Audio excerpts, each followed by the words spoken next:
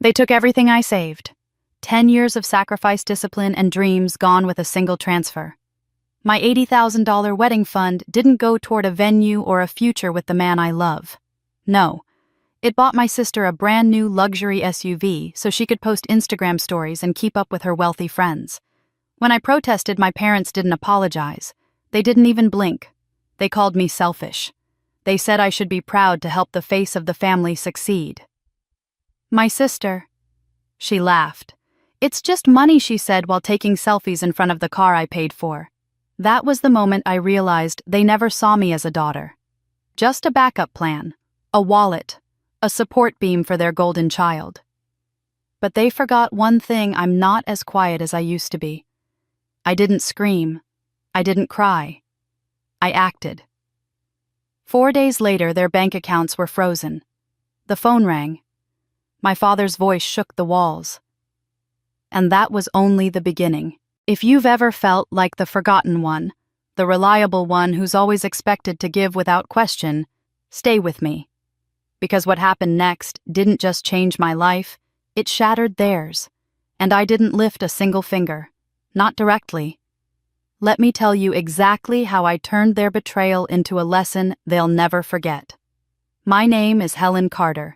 I'm 37 years old, a senior bookkeeper by day, and a weekend waitress at a small Italian restaurant just outside town.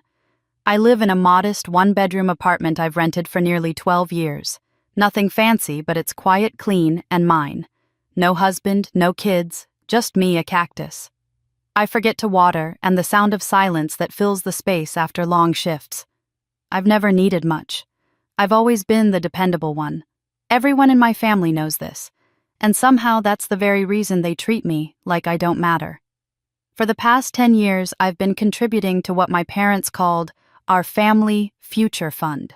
It was originally framed as a savings plan for important milestones, mainly weddings for me and Amanda, my younger sister. The idea came from my father, William, during one of our Thanksgiving dinners. A family that saves together builds a future together, he said, raising his wine glass. At the time, it sounded comforting, like we were creating something meaningful. Every month, I deposited $500 to $700, sometimes more when I picked up extra shifts. It added up. Slowly, steadily, I watched that number grow. Last year, it hit $80,000. My parents never contributed. They said they were too busy covering the mortgage, Amanda's student loans, and other unexpected costs that came up. But I didn't complain. I believed I was investing in my future, in our future, in the life I had yet to live. Amanda, of course, was always the shining star. She's 4 years younger, full of charm and ambition, and according to my mother, the one destined for great things. She dabbled in fashion, branding, podcasting, whatever was trending, Amanda was doing it. And she never did it quietly. Every new project was a family event, a chance for my parents to beam with pride and announce, "That's our girl." At family dinners, the table would light up with stories about Amanda's latest photo shoot, a new client, or her appearance on some influencer's YouTube channel. My mother, Barbara, would clasp her hands and exclaim, "She's so talented, she's just magnetic." Then she'd turn to me and smile politely. "Still working those long hours, Helen." You always were our little rock. It wasn't cruel, not outright. It was quieter than that, subtle, casual, like being forgotten in a room full of people. When Amanda got a new apartment downtown, there was a celebration. When I renewed my lease again for the 11th year, no one noticed. When Amanda posted a new headshot, it went straight into the family group chat with emojis and applause. When I received an Employee of the Month certificate at the accounting firm where I've worked for 9 years, I got a thumbs up, if that.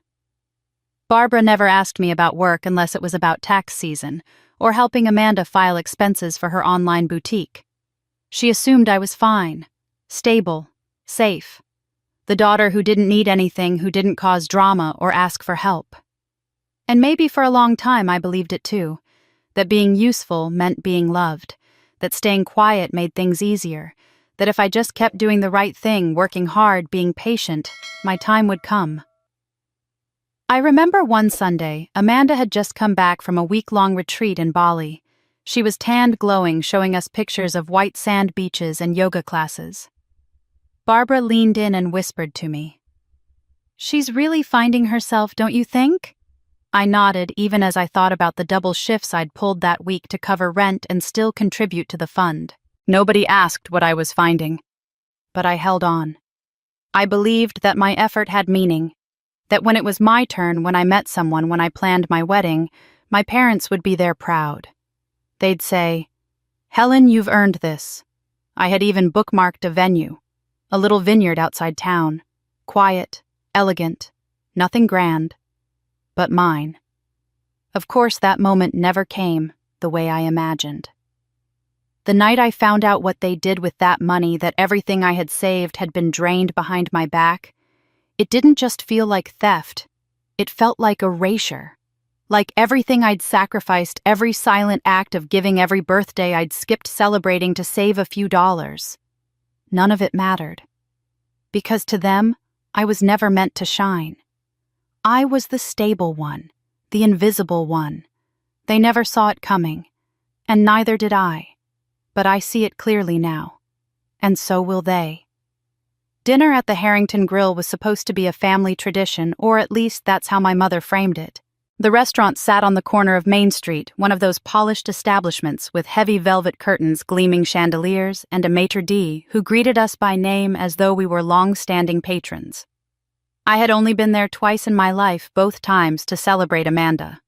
Once for her college graduation, and now again for what I thought would be another of her endless accomplishments. I should have known I wasn't there to be celebrated, only to serve as the quiet witness. The table had been set with crisp linens and tall-stemmed glasses, each place adorned with polished silverware that caught the light. My mother had insisted on ordering the private dining room for the evening. "It's a special occasion," she told me with that familiar tone that made me feel both included and excluded all at once. When I arrived, Amanda was already at the center of it all, wearing a designer dress and a bold red that drew every eye in the room. She was glowing, of course, leaning back in her chair as though she were the guest of honor at a gala. Barbara was fussing over her hair, smoothing a strand that didn't need smoothing while William poured wine into the glasses, his movements slow and deliberate like a man presiding over a victory. I took my seat quietly at the end of the table. No one looked twice. The chatter continued around me like I was simply part of the furniture. I told myself I was used to it. I had been invisible for years. But there was a heaviness in the air that night, a sense that something had shifted. The appetizers came and went. Amanda spoke loudly about a recent brand collaboration, how she was building her platform and connecting with other influencers. My parents hung on every word. I nodded politely, cutting into my salad without tasting it. Then, just as dessert menus were being passed, Amanda lifted her phone and, with the practiced smile of someone who'd rehearsed this moment, announced, "Oh, I almost forgot. You all haven't seen my new baby." She tapped the screen and up flashed a photo of her leaning against a gleaming Lexus SUV, its silver paint reflecting the late afternoon sun. She had draped herself across the hood, one hand holding a champagne flute, the other forming a mock salute to the camera. The caption was already typed beneath the image, "When dreams turn into keys. Thank you to my amazing family for believing in me. Blessed # new wheels." She giggled, holding the phone up so everyone could admire it. Barbara clasped her hands together and let out a soft squeal. "Amanda, darling, it's perfect. Just perfect." William raised his glass, his face proud and stern at once. "You deserve it, sweetheart. Every successful woman needs to drive something that shows her worth." I froze. A cold shiver ran down my spine as though the temperature in the room had dropped 10 degrees. I pressed my palms against my thighs under the table to keep them steady, but I could feel the tremor starting in my fingers. The laughter around me became a distant echo muffled by the pounding in my ears. Something inside me whispered that I didn't want to hear the rest. But I had no choice. Amanda tilted her phone toward me, her lips curving into a smirk. "Don't worry, Helen, you'll get a ride in it soon enough. Maybe it'll inspire you to finally upgrade from your little sedan." The words stung, but I forced my face into something resembling a smile. My throat tightened as though my body already knew what my mind was refusing to accept. Then William, ever the patriarch, leaned back in his chair, took a sip of his wine, and said the words that shattered everything. "It's good we had that family fund. Without it, we couldn't have put down the payments so quickly. Timing was everything." Silence roared in my ears. I gripped my wine glass so tightly I thought the stem might snap. My vision blurred for a second, and I blinked hard, trying to steady the world in front of me. "The fund," I managed to ask, though my voice came out thinner than I intended. William nodded, oblivious to the storm building across the table. "Yes, the family account. All those years of saving it paid off, didn't it? That's what family is for." His tone was almost congratulatory, as though I should be raising my glass in triumph with the rest of them. Amanda raised her phone again, angling for the perfect selfie with her wine glass tilted just so, the flash catching the sparkle of her earrings. "This is just the beginning," she said. "That car is going to be part of my brand. It's not just transportation, it's an investment in my image. And you all made it possible." My hands trembled against the linen. I felt rooted to the chair, unable to move, unable to breathe. $80,000. A decade of skipped vacations, second-hand furniture nights, working doubles, while my friends went out mornings, waking up sore and exhausted, convincing myself it would all be worth it someday. All of it funneled into the gleaming metal shell Amanda was flaunting on Instagram. My entire future reduced to a prop in her performance. Barbara reached across the table, patting my arm lightly. "Helen, dear, doesn't it feel wonderful to see how your hard work supports the family? You should be proud. Amanda is representing us all." Her words barely registered. My body felt foreign, my skin prickling with heat while my insides froze. I swallowed hard, trying to stop my jaw from trembling, but the effort was futile. My fork slipped from my fingers and clattered against the plate, drawing a glance from a nearby waiter. I sat there silent, staring at my sister's smiling face on her phone screen, the reflection of my own stunned expression caught in the glass. For the first time in my life, I wasn't just the forgotten daughter. I was the exploited one. And the weight of that realization pressed down on me until I could barely breathe. The clatter of my fork against the plate still echoed faintly when William leaned forward, his expression shifting into that familiar look of authority. He cleared his throat as though to steady the room, but his words struck like iron. "Helen, you have to understand this isn't just about a car. It's about our family's image. Your sister is building something bigger than herself, and appearances matter. When people see her in that Lexus, they won't just see Amanda. They'll see the Carters. They'll see success. That car is part of her future career in media, part of how she presents herself to the world. And that helps us all." His tone carried no apology, no recognition of the sacrifice behind the money he had so casually dismissed. He spoke as if this were a lecture I ought to absorb, as if I should be nodding in agreement, proud of how my years of labor had been turned into a prop for Amanda's ambitions. My chest tightened. He wasn't just telling me what they had done, he was telling me why I should be grateful for it. Barbara placed her wine glass down carefully, her eyes flickering briefly toward me before darting away. Her hands folded neatly in her lap, and she offered a thin smile, the kind of smile one uses when delivering words that wound. "Helen, dear, you don't have a husband, you don't have children. You don't really need that kind of money right now. Amanda, on the other hand, she's on the cusp of something great. This helps her get there. Isn't it better for the family if we invest in the one who needs it most?" The words sliced through me sharper than any blade. My singleness, the quiet life I had accepted and built around myself, was being used against me as justification. All the nights I worked extra shifts, all the times I said no to myself, were reduced to nothing more than a pool of resources for Amanda's glow. My mother wouldn't meet my eyes as she said it. She stared instead at the candlelight flickering on the table, her shoulders drawn up slightly, as if bracing for a reaction she didn't intend to acknowledge. Amanda, never one to let silence sit, lifted her phone again. Her manicured fingers tapped rapidly, and the screen lit her face with a soft glow. She angled her glass of wine just so, snapping another photo with the practiced ease of someone whose life revolved around appearances. Without looking at me, she laughed lightly, almost to herself, before saying, "It's just money, Helena. You'll make more. You always do." The words dripped with casual dismissal, a wave of the hand to sweep away a decade of my effort. Then, as though the matter were settled, she tilted her head and checked her latest picture, her thumb brushing across the screen to adjust the lighting before posting it. I sat frozen, my hands clenched tightly in my lap, the tremor running up through my arms. My pulse throbbed in my temples, but still I couldn't move. Around me, the room remained unchanged. The laughter of nearby tables, the faint clinking of dishes, the soft music drifting from the dining room beyond. But in that private corner, in the glow of candles and the smug satisfaction radiating from my family, I felt stripped bare. William leaned back in his chair, satisfied with his explanation, his glass raised as though sealing the deal. Barbara shifted in her seat, smoothing her napkin across her lap, her gaze fixed somewhere over my shoulder, anywhere but at me. Amanda scrolled through her comments, smiling when she saw the likes piling up. None of them noticed the way I gripped the edge of the table, grounding myself against the urge to shake. None of them saw the heat rising behind my eyes or the hollow ache settling in my chest.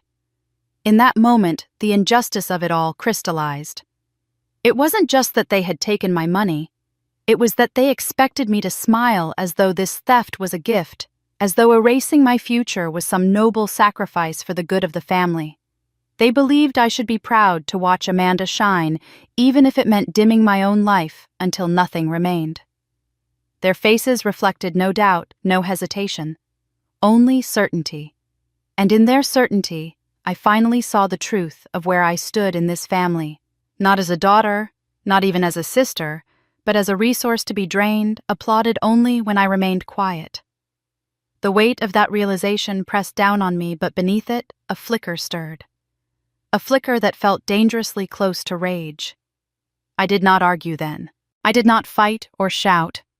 I let them continue in their self-satisfaction, their careless words, their thoughtless gestures.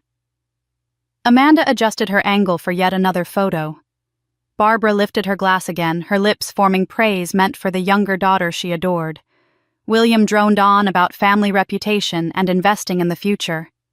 And I sat in silence, my fingers curled so tightly against my palm that my nails dug into my skin. They thought I would sit there forever. They thought I would understand. They thought I would be proud. But inside me, something shifted, something steady and deliberate. I would not forget their words. I would not forget the way Amanda laughed, the way Barbara dismissed me, the way William turned betrayal into virtue. They believed the story was written, that my role was fixed. But I knew better now.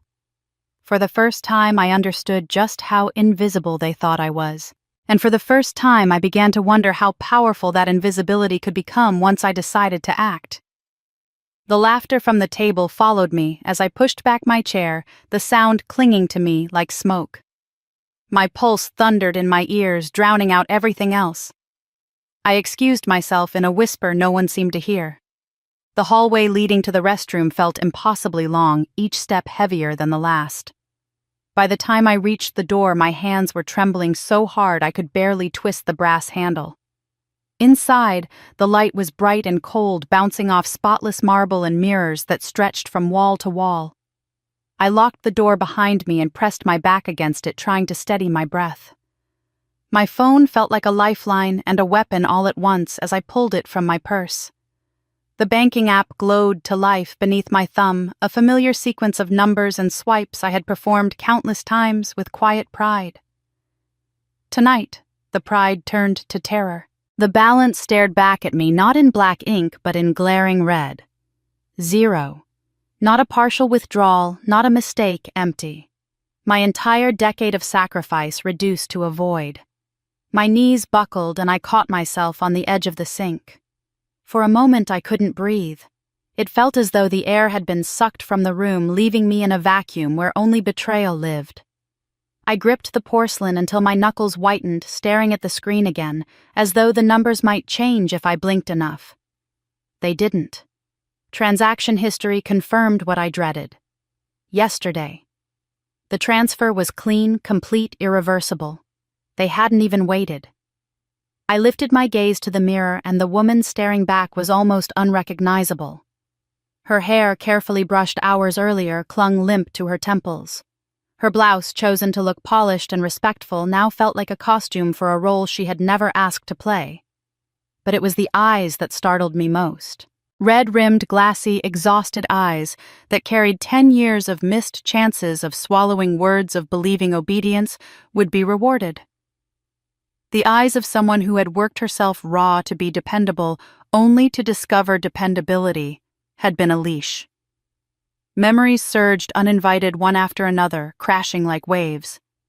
Nights spent in the back office of the accounting firm, fluorescent lights buzzing overhead while I reconciled numbers until my vision blurred.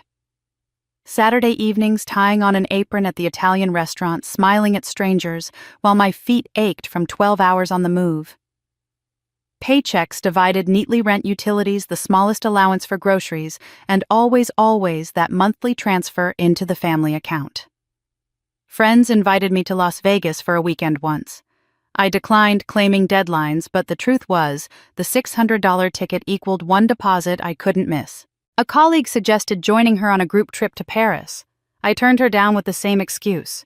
My vacations were limited to the pages of magazines I found in waiting rooms, the glossy pictures of beaches I promised myself I'd see someday when it was my turn. Even small indulgences slipped through my fingers. I walked past boutique windows with their glowing displays of new dresses, telling myself last season's skirt was fine. I sat on secondhand furniture that wobbled slightly when I shifted, convincing myself comfort was a luxury. All of it was temporary. All of it would be worth it when I stood at the altar, secure in the knowledge that I had built something stable with my own hands. I had believed that lie so fiercely it shaped my life. And now I knew the truth I hadn't been saving for my wedding. I had been underwriting my sister's vanity. The tears threatened stinging my eyes until they spilled hot down my cheeks. For a few minutes I let them fall. They tasted bitter like failure and shame. But as quickly as they came, they dried. I pressed my palms flat against the sink, leaning closer to the mirror until my breath fogged the glass. Behind the puff of condensation, the reflection steadied. My face was blotched, my eyes swollen, but beneath it, there was something else. A steadiness I hadn't seen before. I wiped the glass clean with the back of my hand, as though erasing the weak image to reveal what lay beneath. They expected me to collapse. They expected me to absorb this the way I had absorbed every slight before, every time Amanda was chosen, every time I was told to wait.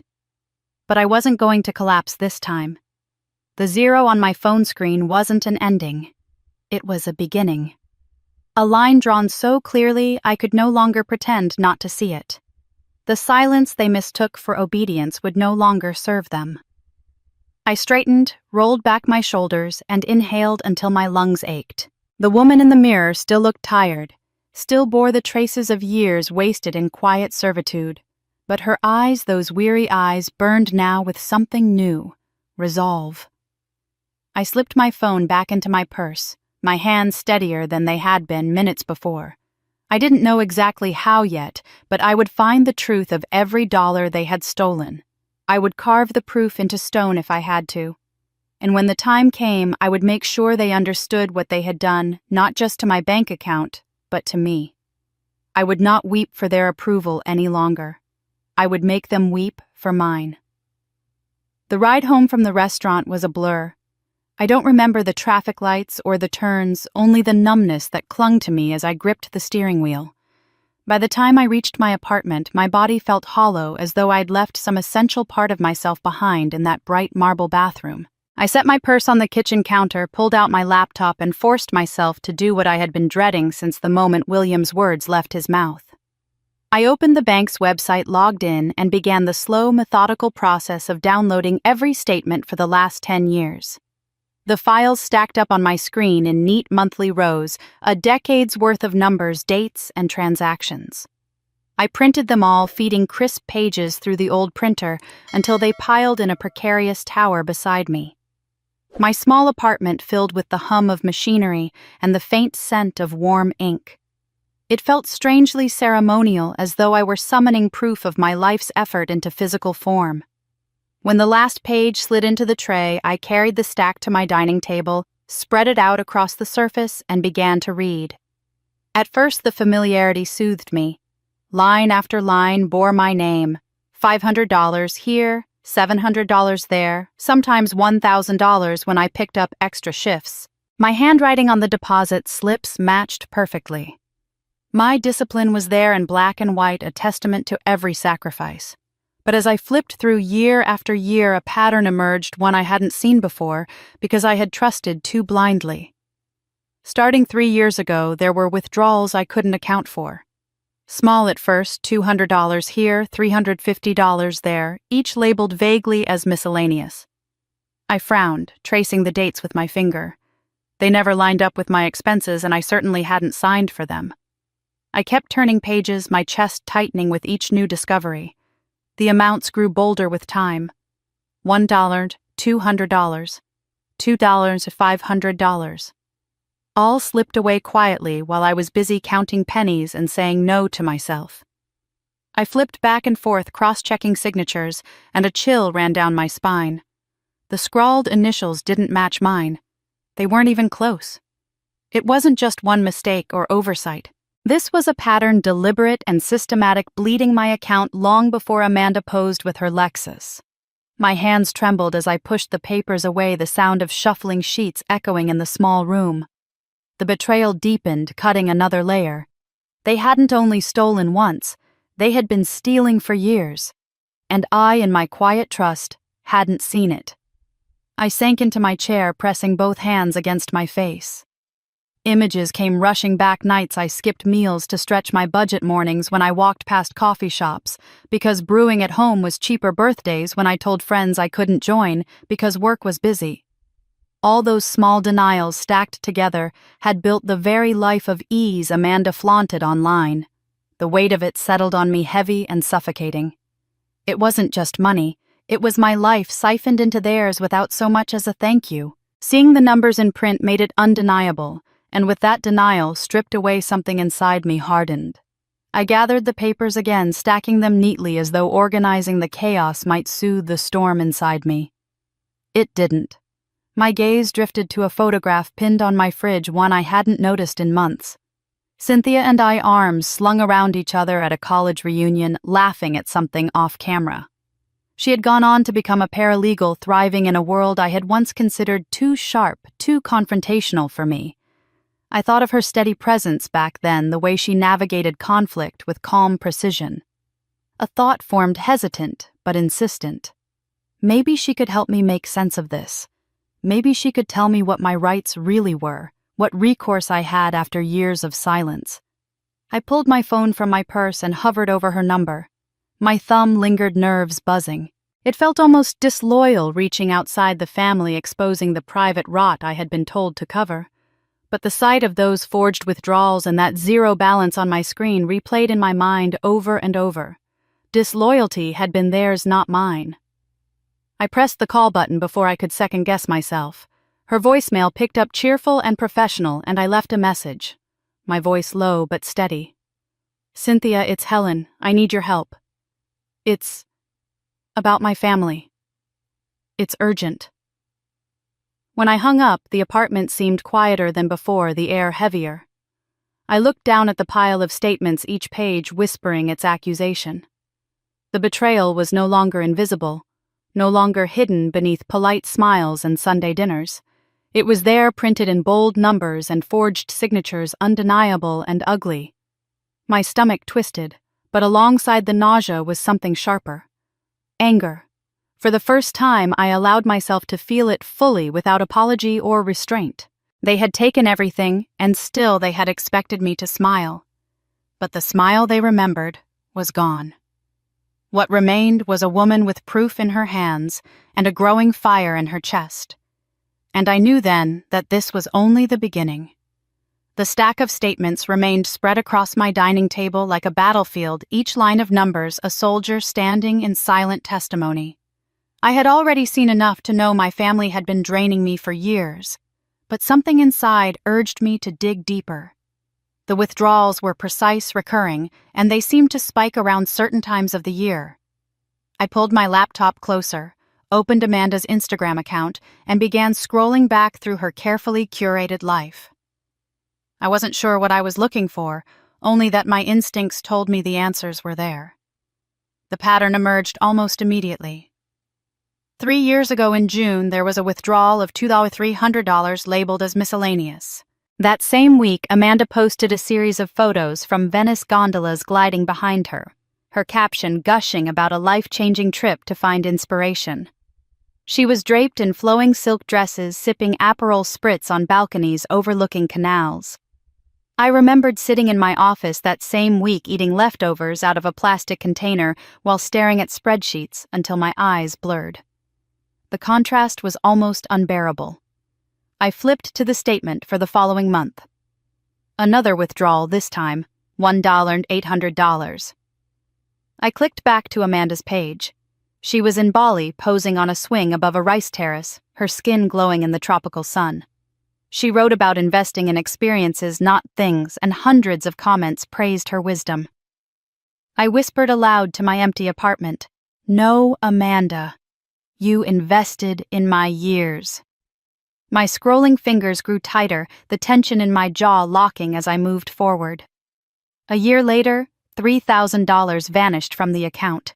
That week, Amanda shared pictures from New York standing in front of the Plaza Hotel in a designer coat, a shopping bag from a luxury boutique dangling from her arm. My stomach turned. The numbers on the statements lined up perfectly with her glossy lifestyle like puzzle pieces snapping into place. What had once seemed like coincidence now formed an undeniable pattern. She had been funding her glamorous image with my sacrifices all along. The car wasn't the first betrayal. It was simply the boldest. I leaned back in my chair, pressing my hands against my temples, but the anger boiling inside me wouldn't be soothed. I picked up another stack of statements, flipping faster now. Smaller amounts leapt out at me, $600, $900, always accompanied by vague descriptions. My eyes darted back to Amanda's posts from those dates. She was showing off handbags with gold clasps, stilettos gleaming under studio lights, and tagging stylists and photographers.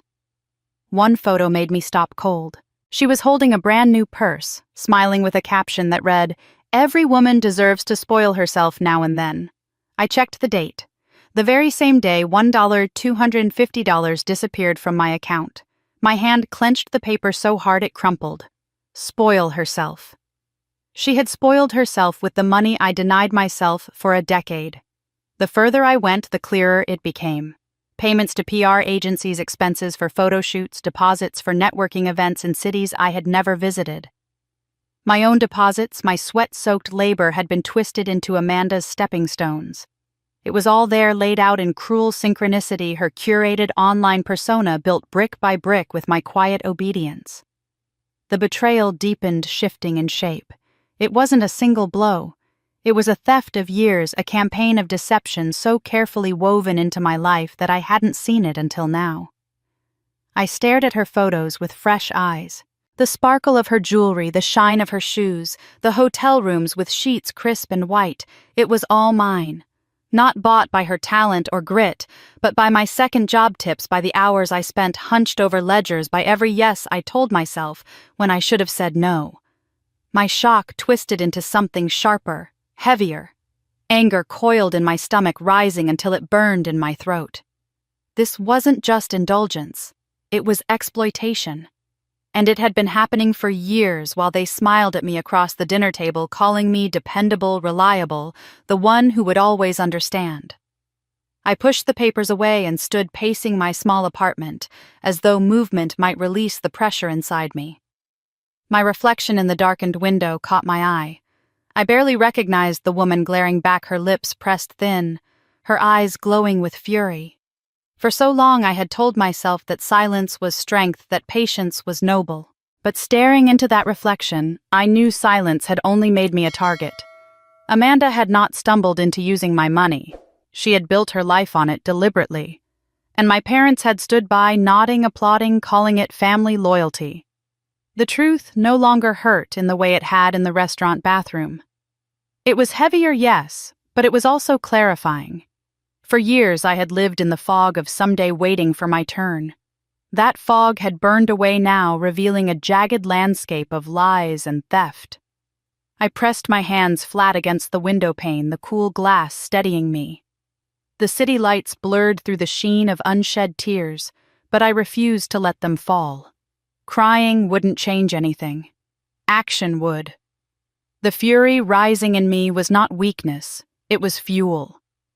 I turned back to the table where the papers lay scattered, Amanda's smiling face glowing from my laptop screen. She thought she had written the story, cast herself as the heroine, and me as the silent background character. But I knew better now. And for the first time in years, I wasn't afraid to turn the page. The papers lay scattered on my table, Amanda's smiling face still glowing from the laptop screen. My anger simmered steady and controlled now, but deep.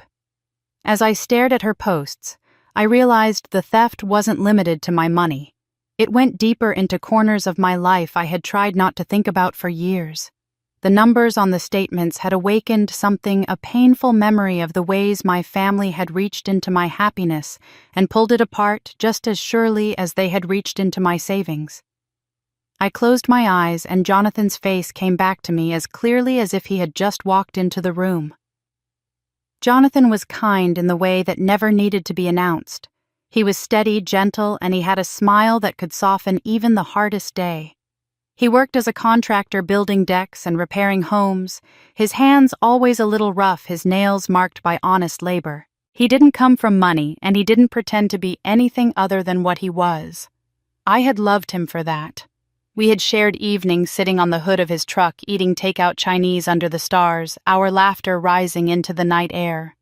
He would tuck a stray strand of hair behind my ear, and in those quiet moments I felt seen, valued in a way I rarely did at home. We had talked about marriage in whispers and in plans in the way couples do when the future feels close enough to touch. He had even shown me a modest ring tucked inside a small velvet box he carried in his glove compartment. It wasn't flashy. It wasn't meant to impress anyone but me. And that was all I wanted. But my family had other ideas. When William found out Jonathan was considering proposing, he pulled me aside one evening, his voice stern, his expression heavy with disappointment. "Helen, you can't tie yourself to someone like that," he said. "He's not ambitious enough, not polished enough. It won't reflect well on us as a family. You deserve stability, not a man who spends his life in a tool belt." The words had stung not because they doubted Jonathan, but because they reduced him to a stereotype, ignoring everything that made him good. Barbara had been gentler, but no less firm. "Sweetheart, maybe you should wait. Amanda is just beginning to establish herself. If you marry now, it will overshadow her. She needs the spotlight to secure her career. Don't you think it's fair to let her have that time I had?" Stared at her, barely able to comprehend the suggestion. Postpone. Love. Postpone my own life, simply because my sister might feel diminished. Yet, Barbara had spoken the words as if they were common sense, as if a daughter's happiness was negotiable when weighed against Amanda's shine. I had swallowed my protests, tucked them away, as I always did, and eventually Jonathan grew tired of waiting for a family that would never accept him. He slipped out of my life, leaving behind a silence that echoed for years. The memory pierced me now with new sharpness. I thought of that night on his truck, the carton of lo mein balanced between us, Jonathan leaning back and looking at me with such certainty. "You're worth more than you realize, Helen," he had said softly. "One day you'll see it." Tears pricked my eyes at the thought. He had seen me when no one else did, and I had let my family convince me that his love wasn't enough. They had stolen him from me as surely as they had stolen my money. The cost wasn't just financial. It was personal, intimate, woven into the fabric of my life. I rose from the table and walked to the mirror above the small sideboard. My reflection met me tired and drawn, but resolute. The weight of the years pressed heavily, but alongside the grief was something hotter, sharper. Rage, yes, but also clarity. The theft of my savings, the trips, the clothes, the car, all of it was built on the same foundation of manipulation that had cost me Jonathan. They had been rewriting my story for years, carving out parts of me that didn't fit their narrative of Amanda as the golden child. I had believed compliance was loyalty. Now I understood it had only made me complicit in my own erasure. I returned to the table, shuffling the statements back into order. Each page was a reminder, each transaction a betrayal. But they were also evidence proof of a pattern I could no longer ignore. My family had manipulated not just my bank account, but my choices, my relationships, my very chance at happiness. That realization didn't break me. It steeled me. If they had thought I would remain silent forever, they were wrong. I had lost Jonathan, lost years, lost money. But I had not lost myself entirely. Not yet. And I was done letting them take any more. Helen sat back from the table, her fingers still pressed against the cool glass of the window. The weight of memory and betrayal had left her breathless, but it had also sharpened something inside her. She knew now that the lies weren't only about money. They had stolen more than savings. They had stolen her choices, her love, her very sense of self. But as the anger settled into resolve, she knew she couldn't fight this battle on instinct alone. She needed guidance, someone who could help her see clearly what was hidden in the fine print of those bank statements. The name that surfaced almost without thought was Cynthia. Cynthia had been a friend from Helen's early years at the community college, a woman with an eye for detail and a stubborn streak that had always impressed Helen. They had drifted over the years as friends often do, but Helen remembered hearing through the grapevine that Cynthia was now working as a paralegal at a well-regarded firm. The memory sparked like a flare in the dark. Helen grabbed her phone, scrolling through old contacts until she found the number. Her hands trembled as she typed a message, keeping it brief. "I need help. It's about my family and money. Can we meet?"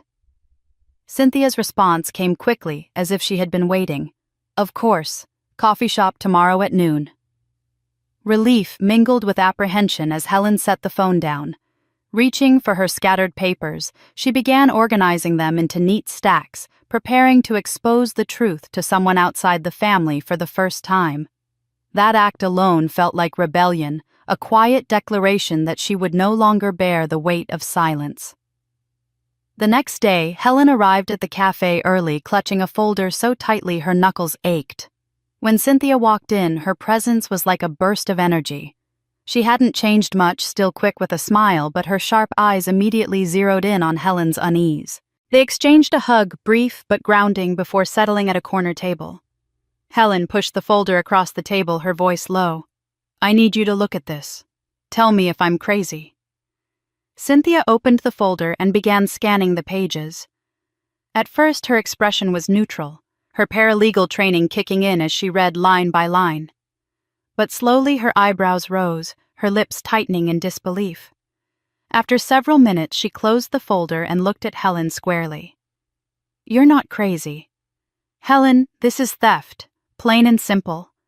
Helen swallowed hard, waiting, but Cynthia continued, her tone steady but urgent.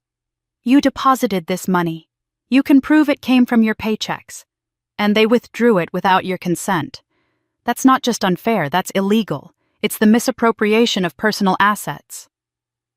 Helen blinked, the word illegal ringing in her ears. She had thought it whispered it in her mind, but hearing it spoken aloud by someone who knew the law made it real in a way that unsettled her. But it was a joint account, she said weakly, almost defensively. Cynthia leaned forward, her hands folding on the table. "Joint doesn't mean communal free-for-all. If you're the only one contributing and they're withdrawing without your authorization, the law is on your side. Think of it this way, if you left your wallet on the counter, would they be allowed to take cash out just because you're related? Of course not." Helen pressed her palms against her knees, trying to steady herself. The thought of dragging her parents and Amanda into legal scrutiny made her stomach twist. "I can't sue my family," she whispered. Cynthia's expression softened, but she didn't back down. "I know it feels that way, but Helen, you can't let them keep doing this. They've taken your money, your trust, and your future. If you don't stand up now, they'll think they can do it again. And maybe worse." The conviction in Cynthia's voice stirred something inside Helen. She had always been the one to absorb the damage, to keep the peace, to believe her sacrifices were for the greater good. But sitting across from Cynthia, she felt a glimmer of something she hadn't felt in years: hope.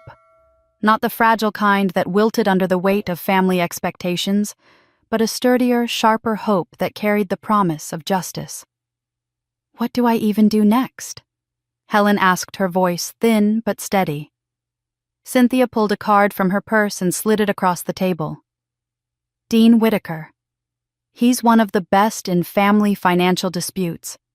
I've seen him handle cases like this where relatives thought they could hide behind the word family while committing fraud. He's tough fare, and he'll tell you exactly what your rights are." Helen picked up the card, turning it over in her hand.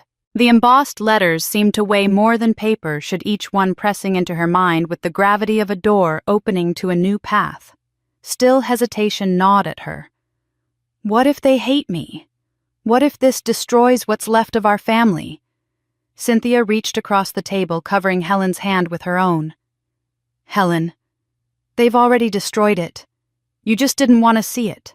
You've been carrying the burden alone for too long. Now it's time to let the truth carry some of the weight." The words sank into Helen's chest, heavy and freeing all at once. She nodded slowly, her grip tightening around the business card. She wasn't ready for a courtroom, not yet. But for the first time she could imagine a way forward that didn't end with her in ruins. When they parted, Helen walked back to her car with the folder pressed against her chest. The late afternoon sun cast long shadows across the pavement, and for once she didn't feel dwarfed by them. Cynthia's words replayed in her mind, steady as a drumbeat. "It's not just unfair. It's illegal." Each repetition chipped away at her fear, leaving behind a core of resolve. She slid into the driver's seat, turned the card over one more time, and whispered aloud, "Dean Whitaker." Saying his name felt like taking the first step onto unfamiliar ground. It was frightening, yes, but also liberating. For the first time in years, Helen wasn't just reacting to her family's betrayals. She was preparing to fight back. Dean Whitaker's office smelled faintly of leather and old books, the kind of scent that carried weight and authority. Helen sat across from him at a polished oak table, the folder of statements lying open between them. The room was quiet except for the occasional scratch of his pen as he made notes in the margins. Helen's hands twisted in her lap, nervous but steadied by the certainty that she was finally moving forward. Dean's reputation as one of the most meticulous attorneys in the city was well earned. His calm manner and sharp eyes left little room for doubt that he missed nothing. He adjusted his glasses and pulled one statement closer, the faint crease between his brows deepening as he examined a particular page. Helen leaned forward, searching his face for clues. After a long pause, Dean tapped the paper with the end of his pen. "Helen, I want you to take a careful look at this withdrawal. $15,000 dated nearly 2 years ago." He slid the page toward her. "Do you see this signature here?" Helen's eyes fell to the neat scrawl at the bottom of the transaction record. For a moment she blinked, not understanding. Then the details hit her. The letters formed her name, yes, but not in her hand. The slope of the H was too sharp, the loops of the E too tight. And worst of all, the ink was a bright blue. A chill ran through her as she shook her head. "That isn't mine," she whispered. "I've never used blue ink for my signature. Not once in my life." Dean raised an eyebrow. "Never?" Helen shook her head firmly. "I only sign in black. Always. At work, at the bank, even on greeting cards.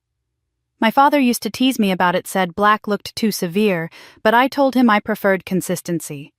This isn't my handwriting and it isn't my ink." The paper trembled slightly as she pushed it back toward Dean, her pulse quickening. The realization began to crystallize in her chest. This wasn't just misuse of her account. This was forgery. Dean leaned back, folding his hands on the table. His voice was calm but carried the weight of gravity. "Helen, if this signature isn't yours, then what we're looking at isn't just misappropriation of funds. It's fraud. Forging your signature to withdraw money elevates this to a criminal act. If we pursue this, your father could be charged with financial fraud, possibly even face prison time." The words hung in the air like thunder after a storm, heavy and impossible to ignore. Helen's breath caught. The thought of her father, William Carter, sitting at a desk somewhere and calmly signing her name as if it belonged to him filled her with a sickening blend of anger and betrayal. She had always known he valued appearances above truth, but to take her identity so casually to turn her name into a tool for theft, it was something she couldn't have imagined even in her worst moments. Her hands clenched into fists against her knees. "He didn't just take my money," she murmured, her voice trembling. "He took my name." Dean nodded slowly. "That's exactly what this means. And the law doesn't look kindly on it. The fact that you've always used black ink, that you can provide examples of your authentic signature, will help us prove this isn't yours. Handwriting experts can analyze the differences. It's a very strong piece of evidence." He paused, studying her face. "But Helen, you need to understand what this means. Taking legal action on forgery doesn't just freeze accounts. It carries consequences your father may not expect." Helen stared down at the statement, her own name staring back at her in an unfamiliar hand. The anger surged hotter now, flushing her cheeks, but beneath it was fear. To accuse her father of a crime felt unthinkable, almost unnatural. Families were supposed to protect one another, weren't they? Yet the reality sat before her in stark black and blue. He had committed a crime against her, and he had done so with the assumption that she would never dare question him. That realization struck harder than the numbers ever had. He had believed her silence was guaranteed. Memories flickered in her mind of family dinners where William's word was final, where any challenge to his authority ended in sharp rebukes or long silences. He had always demanded obedience, cloaking it as loyalty. And here was proof of how far he would go, confident that she would never lift her voice. Helen swallowed hard, her throat dry. "I always thought he just didn't care about me the way he cared about Amanda. But this is worse. He used me. He pretended to be me." Dean's voice cut gently into her spiraling thoughts. "I know this is difficult to face, but sometimes the deepest betrayals happen within families, and the law exists to protect you even when those betraying you share your blood." He gestured toward the pile of statements. "This isn't about breaking up a family, Helen. It's about acknowledging the truth of what they've done, and protecting yourself from further harm." Her fingers brushed the edge of the paper again, the fraudulent signature glaring up at her. She thought about all the nights she had worked late, the weekends she had picked up shifts, the years of saying no to herself, so she could say yes to the future she believed was waiting. And then she thought of William calmly dipping a blue pen into her life, believing he had every right to rewrite it. The mixture of rage and grief tightened in her chest until she could hardly breathe. Finally, she met Dean's gaze. "If this is forgery, then I won't stay quiet anymore. He may be my father, but he crossed a line that can't be ignored." Her voice was low but resolute, a note of steel threaded through the fear. Dean gave a small nod as if confirming what he already knew she would say. "Then we'll move forward carefully but firmly. This isn't just about recovering your money anymore. It's about showing them you won't be erased." As Helen gathered the papers back into the folder, her hands still trembled, but not from helplessness. It was the tremor of someone standing on the edge of change, of someone finally ready to confront the shadows cast by her own family. She slipped the folder into her bag and rose from the chair, her father's false signature still burning in her mind. It was a violation she would never forget, and it had lit a fire she would no longer contain. Helen left Dean's office with her folder clutched tightly against her chest, the forged signature still burning in her mind. The revelation had already shaken her to the core, but she wasn't prepared for how much deeper the betrayal could go. That night, she sat in her apartment replaying Dean's words about fraud and forgery when her phone buzzed with a call from Cynthia. Her friend's voice was sharp, urgent, with an edge that made Helen's stomach tighten before a word was spoken. "Helen, you need to see something. Can you meet me tomorrow?" By the time she sat across from Cynthia at a quiet cafe, the folder of statements between them again. Helen braced herself for another blow. Cynthia didn't waste time. She pulled out a new set of papers she had tracked down through public records, sliding them across the table. Helen leaned forward, scanning the documents. At first, the numbers didn't make sense, but then she saw her own name, her own social security number, her own place of employment listed. And next to it, in bold type, was the word auto loan approved. Her breath caught in her throat. This says I took out a loan. Her voice cracked. Cynthia nodded grimly. Not you, Amanda. But she used your information. She couldn't qualify on her own. Her credit score is trashed. Too many maxed out cards missed payments. So she doctored the paperwork, attached your income, and the bank believed she was good for it. Helen felt her hands go numb as she clutched the paper. Her salary, her job title, even her address were listed there, tethered to a debt she had never agreed to. The room seemed to spin. Helen thought back to the Lexus Amanda had flaunted, the smug way she had posed by it, the mocking words she had thrown. It's just money. That car wasn't just bought with the stolen savings. It had been tied to Helen's very identity, her credit, her name. The betrayal deepened with every breath. She used me to get that car, Helen whispered. Cynthia's eyes softened but stayed firm. Yes, and it gets worse. I checked the repayment history. She's already missed 2 payments. Which means the bank is coming after you, Helen, because as far as they're concerned, this loan is yours. As if summoned by those words, the blow landed the very next morning. Helen opened her mailbox to find a thick envelope from the bank, the kind that made her stomach drop before she even tore it open. Inside was a notice of delinquency. The words blurred as she read payment overdue. Immediate action required. Failure to respond will result in collection proceedings. Her name was printed at the top, bold and undeniable. She dropped the letter to the floor, her breath coming in shallow gasps. Her hands shook so violently she could barely pick it back up. This wasn't just theft anymore. This was her financial future collapsing under Amanda's recklessness. She staggered to the couch and sat down hard, the letter clutched against her chest. Her mind raced through the implications. Her credit score, already fragile from years of careful but modest living, would be destroyed. She could lose the chance to buy a home, to get a fair loan, to stand on her own 2 feet after everything she had already sacrificed. The humiliation hit next, sharp and raw.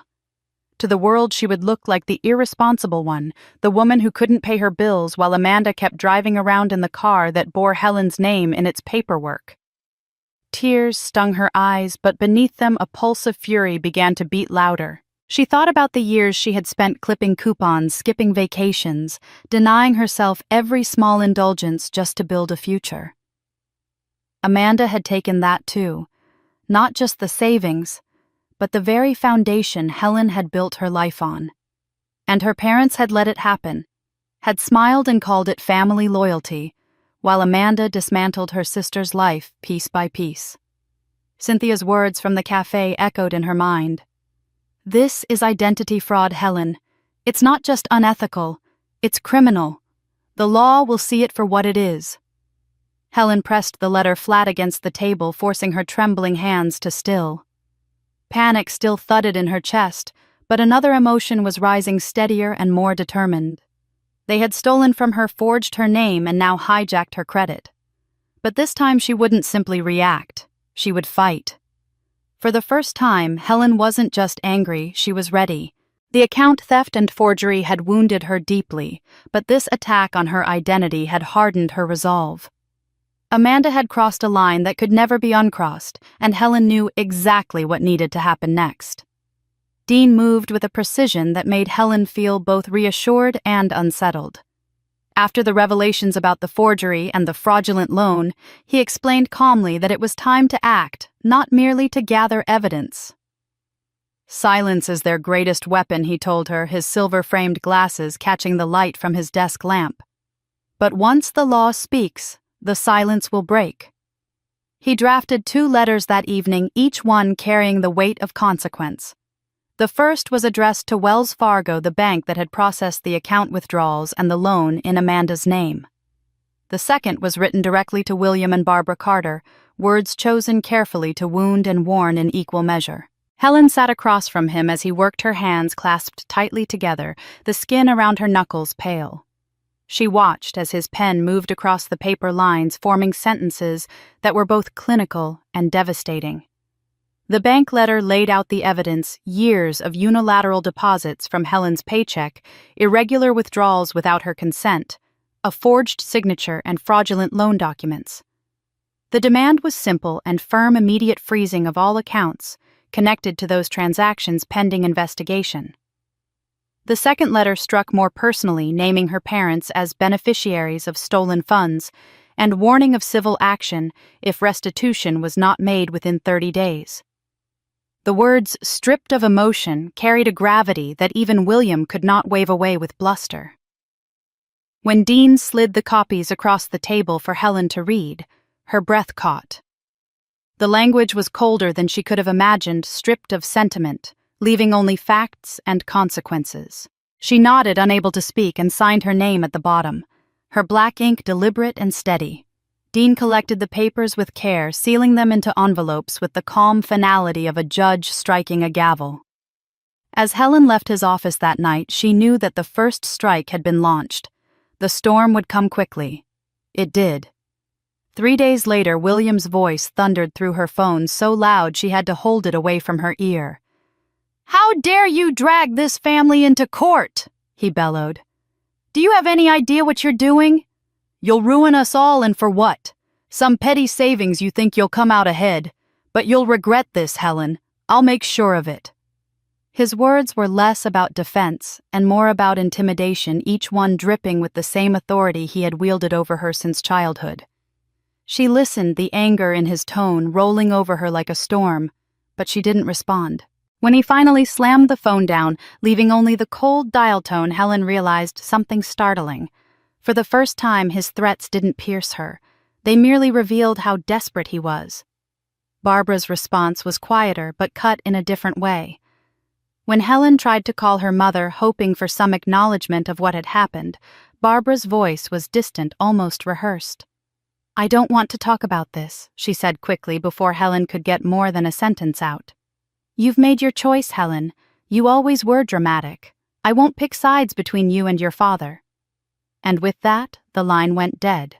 The dismissal was worse than the anger. It wasn't rage, it was avoidance, the kind of silence that told Helen her mother would rather bury the truth than confront it. For Barbara, denial was easier than conflict, even if it meant turning her back on her daughter. Amanda, however, was different.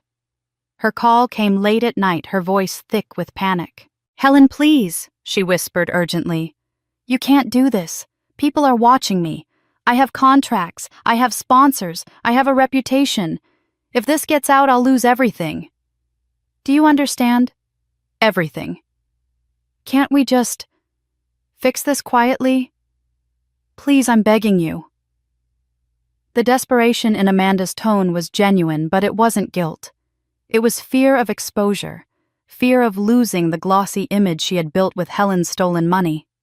Helen listened in silence as Amanda pleaded, offering promises she had no intention of keeping, swearing she'd pay Helen back eventually if only she would withdraw the complaint.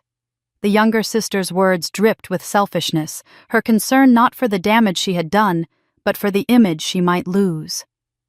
Helen's reply was steady, though her heart pounded. "Amanda, you should have thought about your reputation before you signed my name on those papers. This isn't about hiding anymore. It's about truth." She ended the call before Amanda could protest further, her hand trembling as she set the phone down. For years, she had been the quiet one, the one who swallowed insults, who accepted less so Amanda could shine brighter. But now she had forced them to face the mirror, and they were unraveling before her eyes.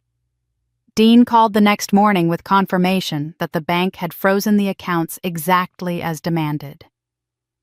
Helen sat at her kitchen table, the letter from Wells Fargo in her hands, official and cold. For the first time in her life, she felt that the scales were beginning to tilt back toward balance. William's threats, Barbara's avoidance, Amanda's pleas, they no longer felt like insurmountable walls. They were cracks in the facade of a family that had thrived on her silence. And Helen was done being silent. Amanda's late-night pleas still echoed in Helen's ears, but they did little to soften her resolve. She had expected Amanda to retreat to hide, but instead her sister doubled down in a way Helen could hardly believe. 2 weeks after the letters were sent, Helen began hearing whispers through mutual acquaintances. Amanda was planning something big, a charity gala, a public display meant to polish her image and remind her followers why she was their darling. At first, Helen dismissed it as another stunt, until the invitations appeared on social media complete with glossy photos of Amanda posing in a sequined gown under the caption, "Giving back to the community, because family always comes first." Helen's stomach turned as she read those words. Family always comes first.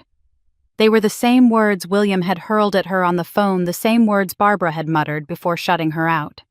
Now, Amanda had twisted them into a slogan, plastering them across an event meant to portray her as a philanthropist.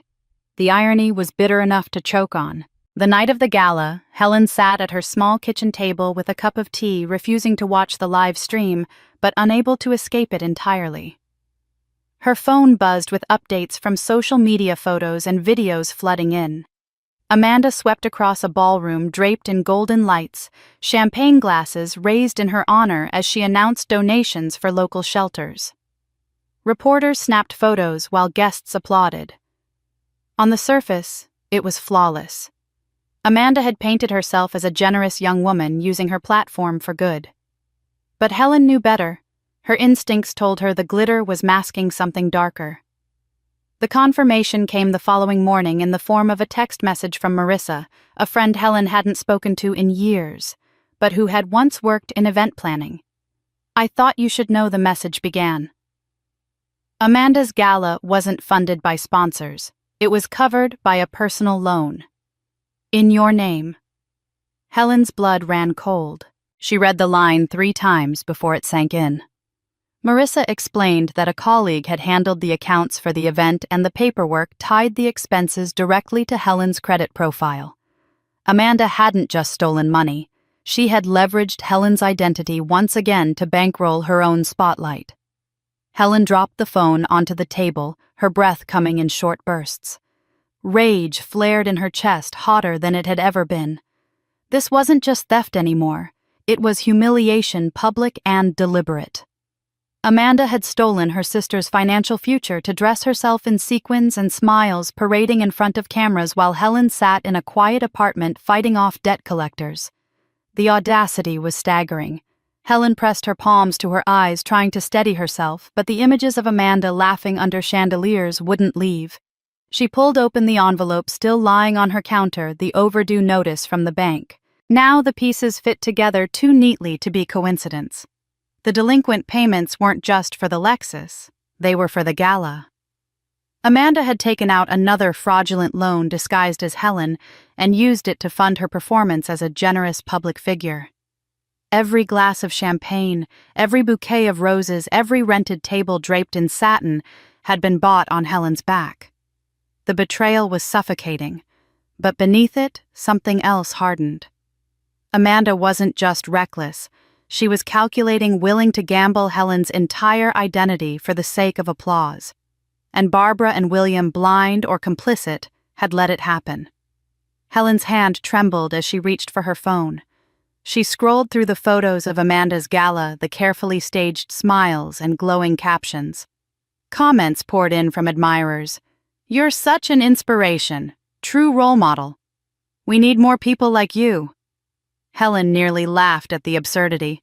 If only they knew. Her anger wasn't loud, though. It was quiet, precise, like a blade being sharpened. She thought of Cynthia's words of Dean's calm assurance.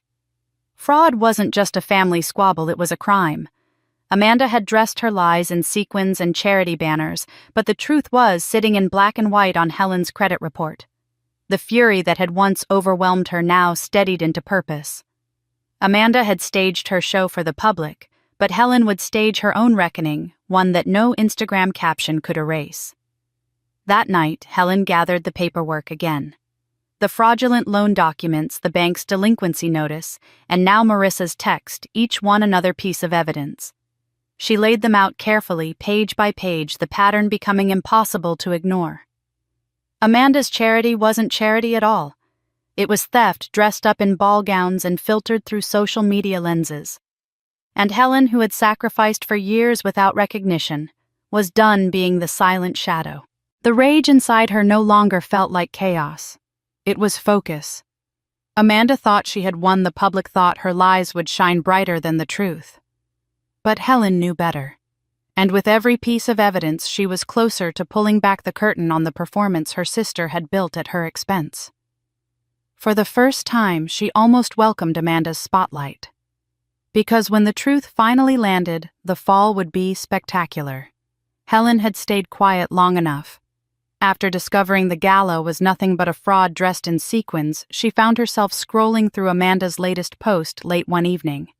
The picture was as polished as always, Amanda standing beside her Lexus, the same luxury car Helen's years of savings had bought, her head tilted just so her smile practiced and perfect. The caption read, "Grateful for family who always believes in me. Excited for what's next." Helen's thumb hovered above the comment box for a long moment. She thought of the years spent denying herself even small luxuries, the second job waiting tables, the nights collapsing into bed, exhausted but hopeful. She thought of Amanda toasting under chandeliers funded by forged loans, and Helen's own stolen money. Her pulse hammered, but her mind was clear. She typed 10 words that carried the weight of a decade. "Hope you enjoy the car I paid for." And then, without hesitation, she hit post. The words appeared beneath Amanda's perfect photo, sharp as glass, cutting through the glossy facade. At first, it was just another comment among hundreds lost in the flood of hearts and praise. But someone noticed. Then another. Within minutes, Helen's comment had racked up dozens of likes, then hundreds. Screenshots began to spread beyond Amanda's page. People who had once cheered her on now questioned what the cryptic remark meant. By morning, Helen's phone was buzzing nonstop. A friend texted her, "You're trending." She opened Twitter to see it with her own eyes. #AmandaFraud was climbing fast, pushed by strangers dissecting every detail of Amanda's life, her car, her gala, her carefully staged posts. Commenters pulled up old photos of Amanda's trips, matching them with the timeline Helen herself had pieced together, pointing out how implausible her lifestyle seemed. So the whole image is fake. One tweet read, garnering thousands of retweets. The tide turned almost overnight. Amanda's carefully cultivated persona, glossy, philanthropic, aspirational, began to crumble in real time. Influencer gossip blogs picked up the story, running headlines like "Luxury at a Sister's Expense" and "Charity Gala" or "Financial Scam." Helen hadn't said more than a single sentence, but that was all it took. The silence she had carried for years erupted into a chorus of voices, none of them sympathetic to Amanda anymore. The true damage became apparent days later when brands that had once courted Amanda began pulling out. A skincare company released a curt statement: "We take allegations of financial misconduct seriously. Our partnership with Amanda Carter has been terminated." A clothing line followed suit, canceling a planned collaboration. Amanda, who had built her identity on free products and glossy sponsorships, suddenly found herself toxic to the very companies that had fueled her image. Helen watched it unfold with a strange mixture of satisfaction and disbelief. She hadn't shouted. She hadn't laid out all the evidence yet. She had simply told the truth in the sharpest, shortest way possible, and the world had taken it from there. Amanda tried to fight back at first, posting teary videos where she claimed her sister was jealous, misunderstood, bitter. But the internet had little patience for crocodile tears when screenshots of bank documents and eyewitness accounts of her gala's funding began surfacing. The narrative Amanda once controlled slipped away, replaced by one word, repeated again and again: fraud. For Helen, the moment was bittersweet. Part of her still grieved that it had come to this, that family wounds had spilled into public view. But another part of her, the part that had been silenced too long, felt a profound sense of justice. The world was finally seeing Amanda the way Helen had known her all along, not as a star, not as the golden daughter, but as a woman who built her empire on lies and theft. At night, Helen sat at her kitchen table again, tea cooling beside her as she scrolled through the avalanche of posts. She wasn't alone anymore. Thousands of strangers were echoing her pain, amplifying her truth, holding Amanda accountable in ways Helen alone never could. For once, it wasn't her against Amanda and her parents. It was her voice carried by countless others, turning what had once been a family secret into a public reckoning. The collapse was just beginning, but Helen no longer doubted where it was headed. Amanda had played her games under the glow of social media for too long. Now the same spotlight was burning her alive. And all it had taken was one carefully chosen comment.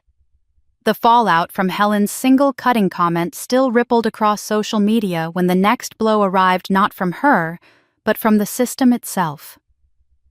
Early one morning, she received a call from Dean's office. His voice was calm, measured, yet there was an undercurrent of satisfaction. "The bank has responded," he said. "They've frozen the Carter accounts pending investigation." For a moment, Helen could only sit in stunned silence, the words soaking in like rain after years of drought. It was official now. The family who had drained her life savings, who had dismissed her pain as melodrama, suddenly found themselves powerless, their financial safety net ripped out from beneath them. Dean explained the details carefully. Every account bearing William and Barbara Carter's names had been restricted. No transfers, no withdrawals. Credit cards linked to those accounts declined at the point of sale. Business expenses stalled, mortgage payments suspended. "This is temporary, of course," Dean added, "but it will feel like an earthquake to them. People accustomed to easy money rarely handle disruption gracefully." Helen thanked him and hung up her fingers, trembling, not with fear, but with a fierce, steady exhilaration. For the first time, the balance of power shifted. They could no longer act with impunity. They would have to face consequences. She didn't have to wait long to hear their reaction. By mid-afternoon, her phone lit up with William's name. She considered letting it go to voicemail, but something inside her told her to answer. His voice exploded through the receiver before she could even say hello. "Do you have any idea what you've done? You're destroying us.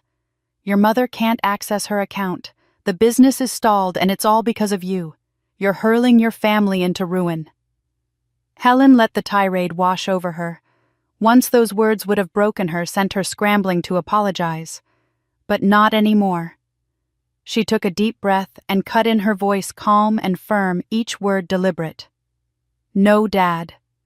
I'm not destroying anything. I'm ending what you started. You took my future. You lied to me. You stole from me. This is the consequence of your choices, not mine." There was a silence on the other end so sharp she could almost hear him grind his teeth. William sputtered, trying to regain his authority. "We did this for family, for your sister. You should be proud." But Helen's tone didn't waver. "Pride doesn't come from theft. Pride doesn't come from fraud. You can't twist this anymore, not with me." She ended the call before he could respond, her hand steady as she pressed the screen. That evening Barbara called, but her voice was nothing like William's thunder. It was soft, tentative, almost frightened. "Helen," she whispered, "your father is beside himself. He says you're making a mistake, but—" She trailed off, her breath shaky. Helen could picture her mother in the big kitchen of the Carter home, pearl earrings on hands twisting the hem of her sweater. "But what, Mom?" Helen asked. There was no anger in her voice, only curiosity. Barbara hesitated. "But maybe you're right to be angry. I don't know how to fix this. Please don't take it further. Can't we solve this quietly?" The words tumbled out fragile and desperate. For the first time, Helen heard the fracture in her mother's composure, the fear of losing control. Barbara wasn't defending Amanda, not outright. She wasn't even defending William. She was simply afraid. Helen's heart twisted for a moment, but then hardened. "It's too late for quiet, Mom," she said softly. "You had years to step in. You saw the sacrifices I made and you let this happen. Silence doesn't fix things. It keeps them broken." On the other end, Barbara said nothing. Helen imagined her eyes darting away, avoiding the truth, just as she had avoided Helen's gaze so many times at family dinners. Finally, Barbara murmured, "I can't talk about this," and hung up. The silence that followed was heavier than William's rage. Helen sat back, realizing just how deep the rift had grown. Her father's fury was expected, his bluster a shield he'd always used. But her mother's quiet collapse revealed something different, the cracks in a foundation Helen had once thought unshakable. For decades, Barbara had been the mediator, smoothing over William's harsh words, protecting Amanda's feelings at Helen's expense. Now she was reduced to whispers and avoidance, unable to face the storm her own silence had allowed to grow. Helen poured herself a glass of water and stared at the papers spread across her table, the statements, the letters, the notes Dean had given her. She realized she wasn't just reclaiming money anymore. She was reclaiming dignity. She was forcing her parents to see her not as the invisible, reliable daughter who could be overlooked, but as a woman with power, a woman who could hold them accountable. The freeze wasn't just on their bank accounts. It was on their control over her life. That night, Helen felt the weight of what she had set in motion. The Carters were no longer untouchable, no longer insulated by reputation and money. William's fury and Barbara's fear were proof of that. She didn't know what the next step would bring, whether they would fight harder or crumble under the pressure, but for the first time, she wasn't the one afraid. She was the one holding the line, and she wasn't letting go. The storm inside the Carter household had begun to spill outward, drawing in the wider family like moths to a flame. Helen wasn't surprised when the invitation arrived, a Sunday dinner at her aunt and uncle's house, framed as a chance to talk things through. She knew what it really meant. This wasn't dinner. This was a tribunal, a gathering where her family would circle the wagons around William and Barbara, all under the guise of family unity. She almost declined, but something in her told her to go. Let them say their piece. Let them see her stand tall. The long dining table stretched beneath a chandelier set with roasted chicken and mashed potatoes, as if the familiarity of comfort food could soften the tension in the air. Helen sat midway down, flanked by cousins and uncles, while William and Barbara sat near the head, Amanda glowing in her designer dress despite the dark cloud hanging over her reputation. The room buzzed with small talk, at first forced smiles, but it didn't take long for the real purpose of the evening to surface. Uncle Frank cleared his throat, his voice carrying the authority he loved to wield at family gatherings. "Helen, sweetheart, I think we all know why we're here. What you've done, it's gotten out of hand. Freezing accounts involving lawyers.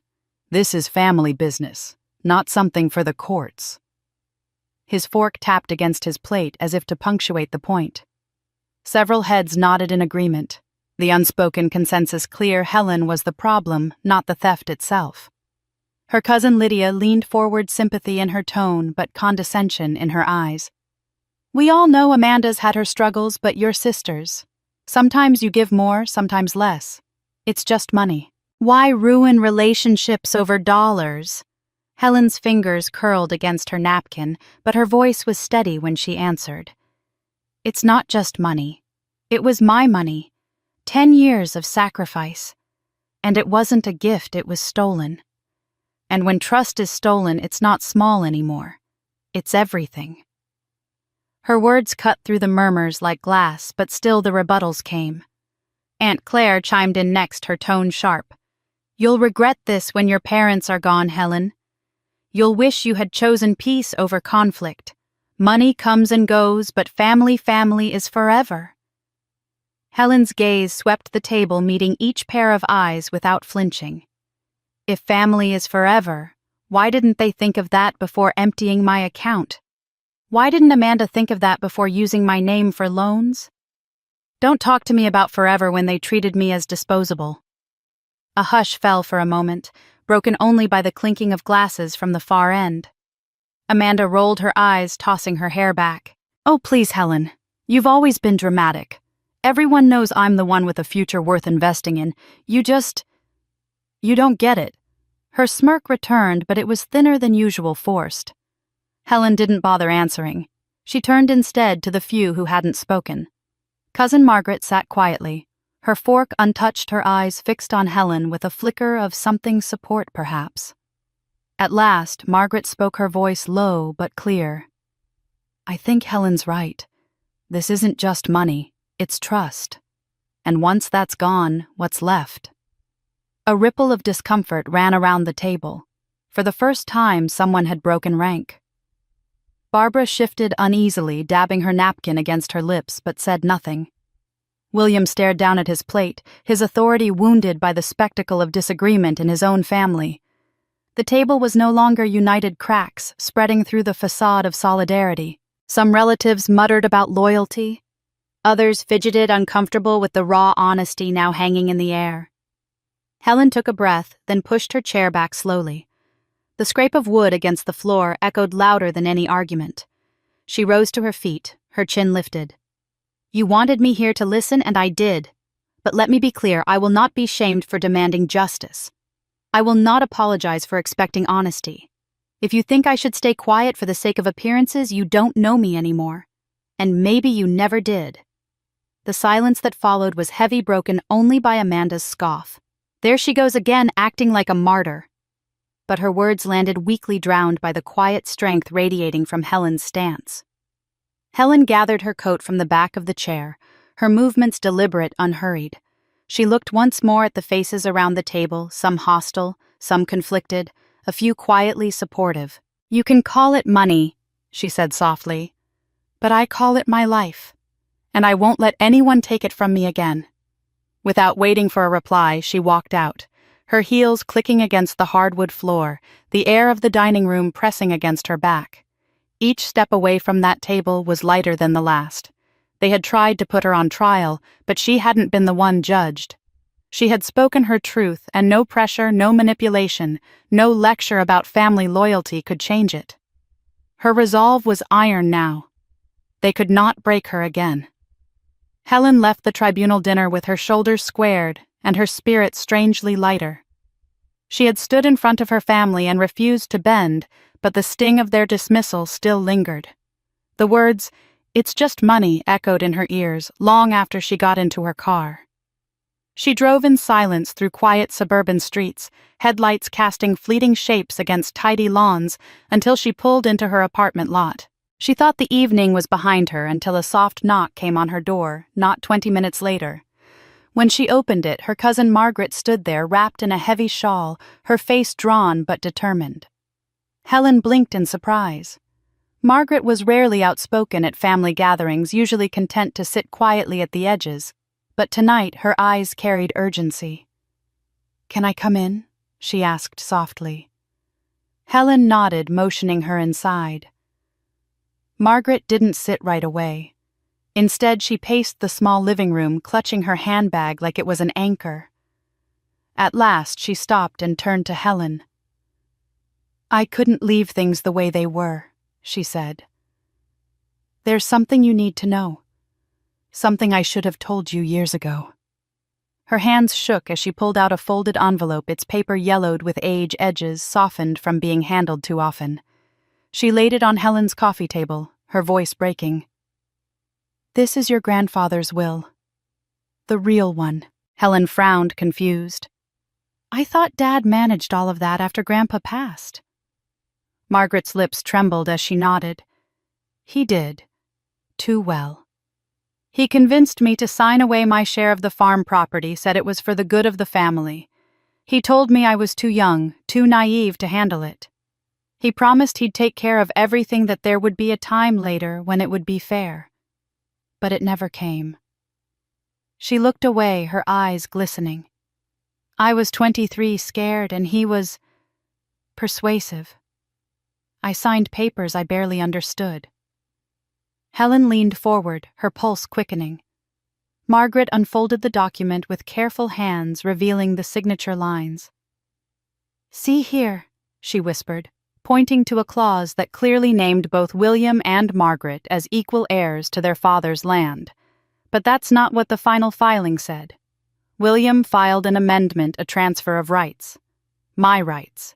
I gave them up because he made me believe I had no choice. For a moment, the room spun. Helen stared at the document, tracing the faded ink with her eyes, the weight of realization pressing down on her. This wasn't just about her $80,000. This was a pattern, a legacy of manipulation stretching back a generation. Margaret's shoulders slumped as she sank into the couch. I stayed quiet all these years because I didn't want to tear the family apart. I told myself it was better to keep the peace. But when I heard you tonight, Helen, when you stood up to them, I realized I've been carrying shame that never should have been mine. He took from me the same way he took from you, and I let him. Helen sat beside her emotions, swirling, anger, sorrow, a deep sadness for the younger Margaret who had been pressured into silence. You were just a girl, Helen said gently. He preyed on that. This isn't your fault. Tears slipped down Margaret's cheeks as she whispered, But I should have spoken up sooner. Maybe if I had, you wouldn't be in this position now. Helen shook her head, her voice steady. No, the fault lies with him, with all of them. You did what you thought you had to do to survive. But now we know the truth. And it ends here. She looked Margaret straight in the eye, her tone fierce. This cycle stops with me. Margaret nodded, relief flickering through her expression, even as the weight of years pressed against her shoulders. I want to help you, Helen, however I can. I don't want to be silent anymore. Helen placed her hand over Margaret, squeezing firmly. Then we'll face it together. No more secrets, no more sacrifices for the so-called good of the family. They've taken enough from us. The two women sat there for a long while, the will lying open on the coffee table like a scar finally revealed. Helen felt something shift within her. The betrayal was deeper than she had ever imagined, rooted in patterns of coercion and silence. But so too was her determination. She wasn't just fighting for herself now. She was fighting to end a legacy of deceit that had stolen from more than one generation. When Margaret left later that night, her shoulders seemed a little lighter, as though sharing her secret had unburdened her. Helen closed the door behind her and looked once more at the document. The ink might have been old, but its revelation was as sharp as fresh pain. She whispered to herself, almost like a vow, "It ends with me." And for the first time, she truly believed it. The night Margaret left Helen's apartment, carrying the weight of her confession, like a woman who had finally unburdened herself. Helen sat for a long time staring at the faded will on her coffee table. She felt the truth settle deep in her bones. Her father's betrayal wasn't an accident of greed. It was a pattern, one that had consumed Margaret before her, and now Amanda was perpetuating. But while Margaret had once been silenced, Helen had no intention of following that path. She didn't need to lift a finger anymore. The walls were already closing in on the Carters. The first crack came with William. He had built his reputation over decades as a savvy businessman, the kind of man who shook hands at charity golf tournaments and boasted about his company's family values. But whispers about financial misconduct had begun swirling ever since Helen's comment went viral. At first, they were dismissed as gossip. Then the freeze on his accounts was noticed by people who mattered: investors, colleagues, the board of directors who didn't care about family drama but cared very much about liability. It was a Tuesday morning when William walked into a boardroom expecting to defend himself with his usual bravado, only to find a folder of evidence waiting at every chair. Bank statements flagged transactions. The beginnings of an internal investigation sparked not by Helen's hand, but by wary executives unwilling to risk their fortunes on a man with scandal clinging to his name. The decision was swift. By that afternoon, William was stripped of his title and escorted from the very company he had lorded over for years. Helen didn't hear it from him, of course. She heard it from a colleague at her office who slid a copy of the Daily Ledger across her desk. The headline was "Blunt Carter Ousted, Amid Financial Misconduct Probe." Beneath it was a photo of William leaving the building, jaw clenched, refusing to answer reporters. Helen traced the lines of his face in the grainy image and felt no triumph, only inevitability. He had written this ending with his own hand years ago when he first chose deceit over integrity. Amanda's unraveling followed close behind. Her world was built on perception, carefully curated feeds, and brand partnerships that relied on her being aspirational, trustworthy, enviable. But the internet had already turned. The hashtag that had haunted her since Helen's single cutting comment was now permanently attached to her name. Amanda Fraud appeared under every new post, no matter how she tried to spin her narrative. Brands noticed, and they acted fast. One by one, sponsorships disappeared. A skincare company released a statement distancing itself from Amanda, citing allegations of financial impropriety. A clothing boutique announced it would no longer move forward with their collaboration. Even smaller partnerships, meal services, travel agencies, quietly scrubbed her name from their websites. Amanda tried to rally, posting teary videos about being misunderstood, about jealousy poisoning family ties. But the comments beneath told a different story. Fraud, they wrote. Hypocrite. How many people's money have you stolen to pay for this? Within weeks, her once thriving business account was a wasteland. Engagement plummeted.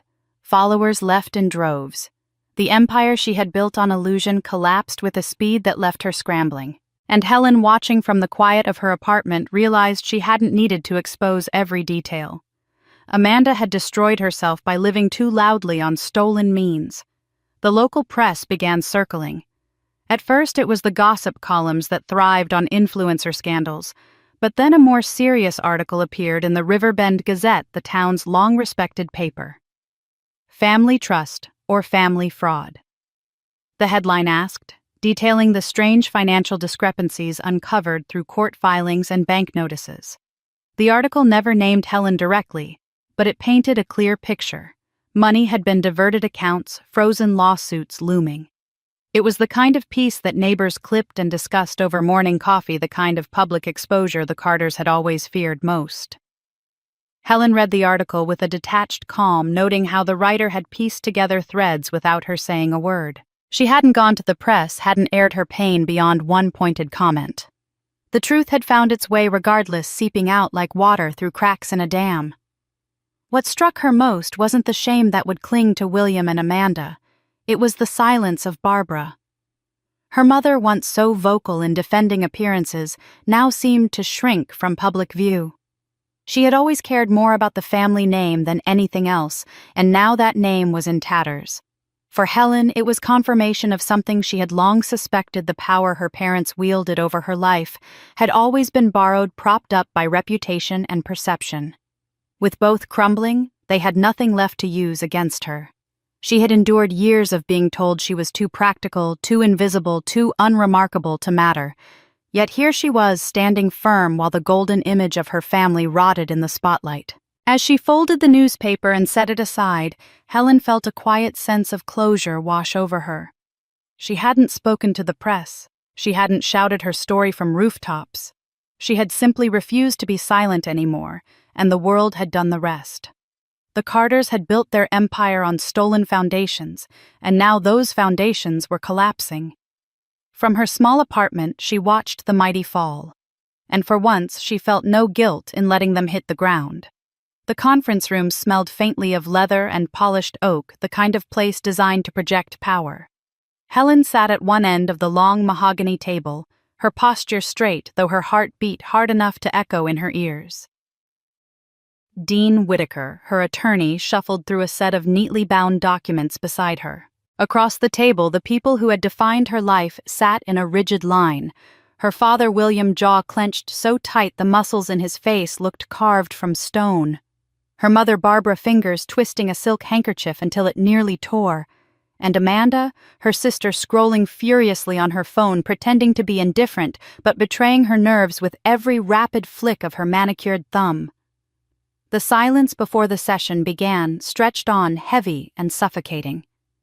It reminded Helen of Sunday dinners when her father's word had always been law, when Barbara's silence had been complicity, and Amanda's whims had been treated as family priorities.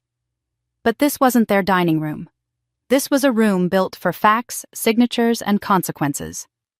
Dean cleared his throat, his voice steady as he began. "We're here to address the matter of funds withdrawn from an account belonging to Miss Helen Carter. The evidence presented shows contributions made solely by Helen for 10 years, totaling $80,000, now spent without her consent." William leaned forward, his fingers pressed against the tabletop. "Let's stop dressing this up with fancy language.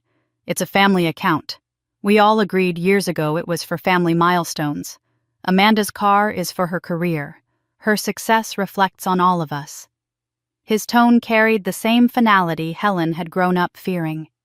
But today she didn't shrink back. She folded her hands calmly, her voice even. "That account was never yours to spend. I put in every dollar.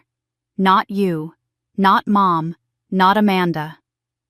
Barbara flinched, lowering her eyes. "Helen, please. We're family.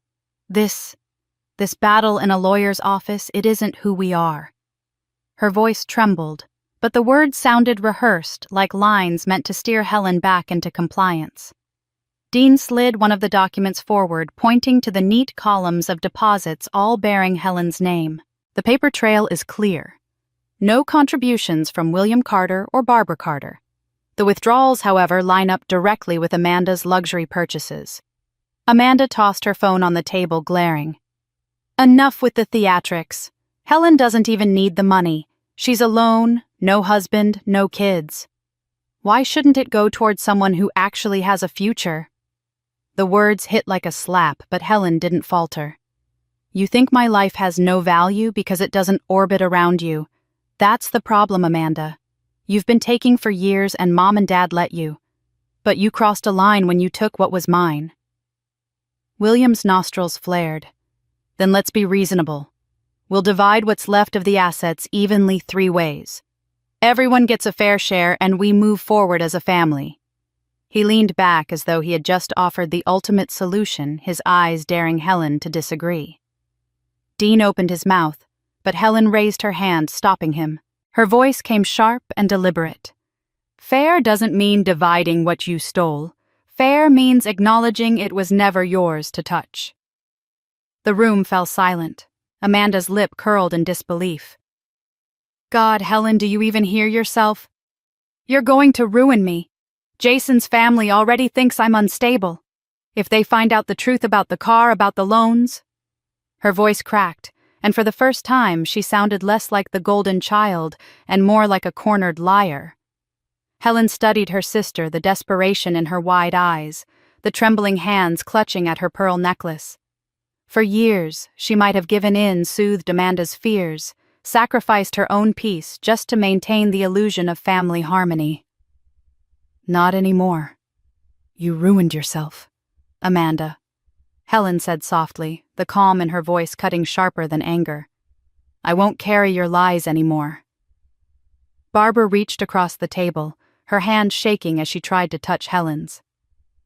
"Sweetheart, we never meant to hurt you. We thought you were strong enough to understand.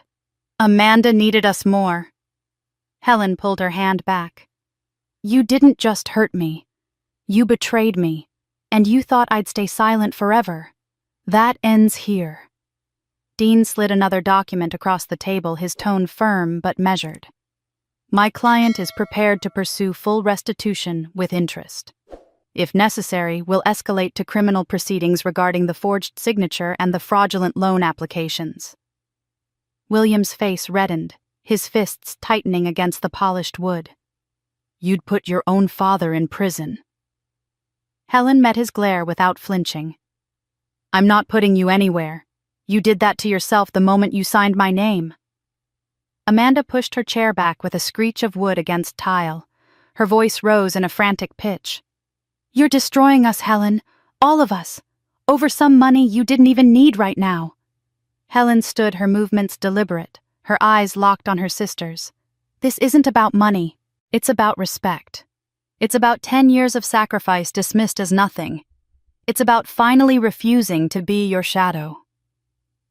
For the first time, William said nothing. Barbara looked down at her shredded handkerchief. Amanda's fury wilted into silence. Dean gathered the documents, his expression unreadable but steady. "The terms are on the table. Accept them or prepare for trial." Helen placed her palms on the cool surface of the table, leaning forward just enough for her voice to carry weight. "I won't accept compromise. Not this time.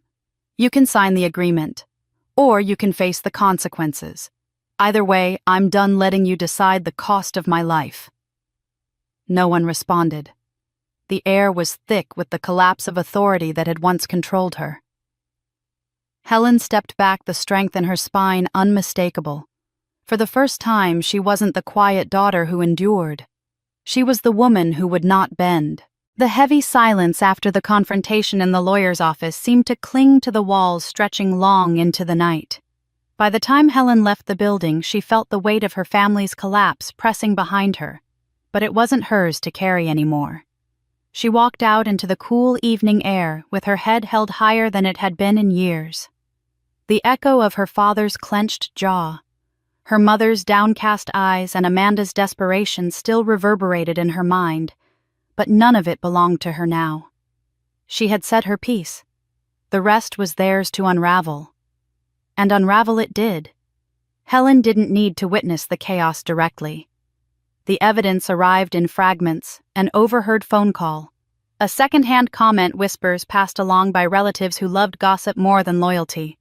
What once seemed like a unified front, polished and untouchable, was splintering into jagged edges. The Carters were turning on themselves. Amanda struck first. Her texts to Helen came not as pleas, but as venomous confessions. "They should have stopped me." One message read late at night, the words glowing coldly on Helen's phone screen. "Mom and Dad knew what I was doing. They let me. Don't pin this all on me." The shift from bravado to blame was almost jarring. Amanda, once so certain she could charm her way through any scandal, now clawed at the very hands that had always held her up. It was easier for Amanda to aim her anger at William and Barbara than to face her own reflection. In Helen's quiet apartment, reading those words, she felt a strange release. For years, Amanda had been untouchable, the golden daughter who could do no wrong. Now stripped of her illusions, Amanda revealed the core of her character, fragile, selfish, unwilling to carry the weight of her own choices. Helen didn't have to lift a finger. Amanda was dismantling her own pedestal. Meanwhile, Barbara's once polished facade began to crumble. Helen heard from her Aunt Margaret that Barbara had been seen crying in the church parking lot after Sunday service, her pearl necklace clutched tightly in one hand. She wasn't mourning the loss of money, Margaret explained, but the loss of control. For so long, Barbara had told herself she was maintaining family unity, smoothing rough edges and protecting appearances. Now, the mask had slipped. In her desperation, she turned her anger toward William.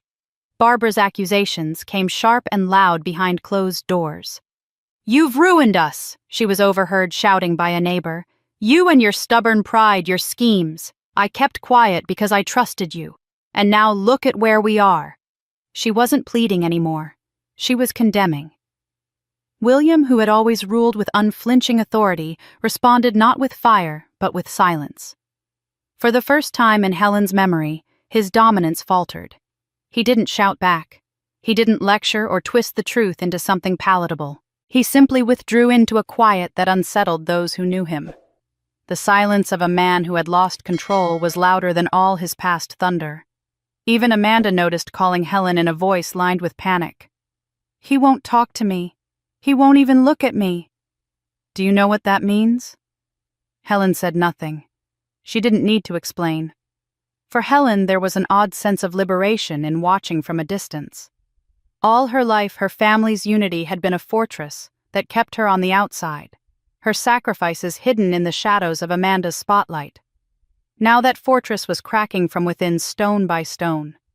Helen realized she no longer had to push against it. It was crumbling under its own weight.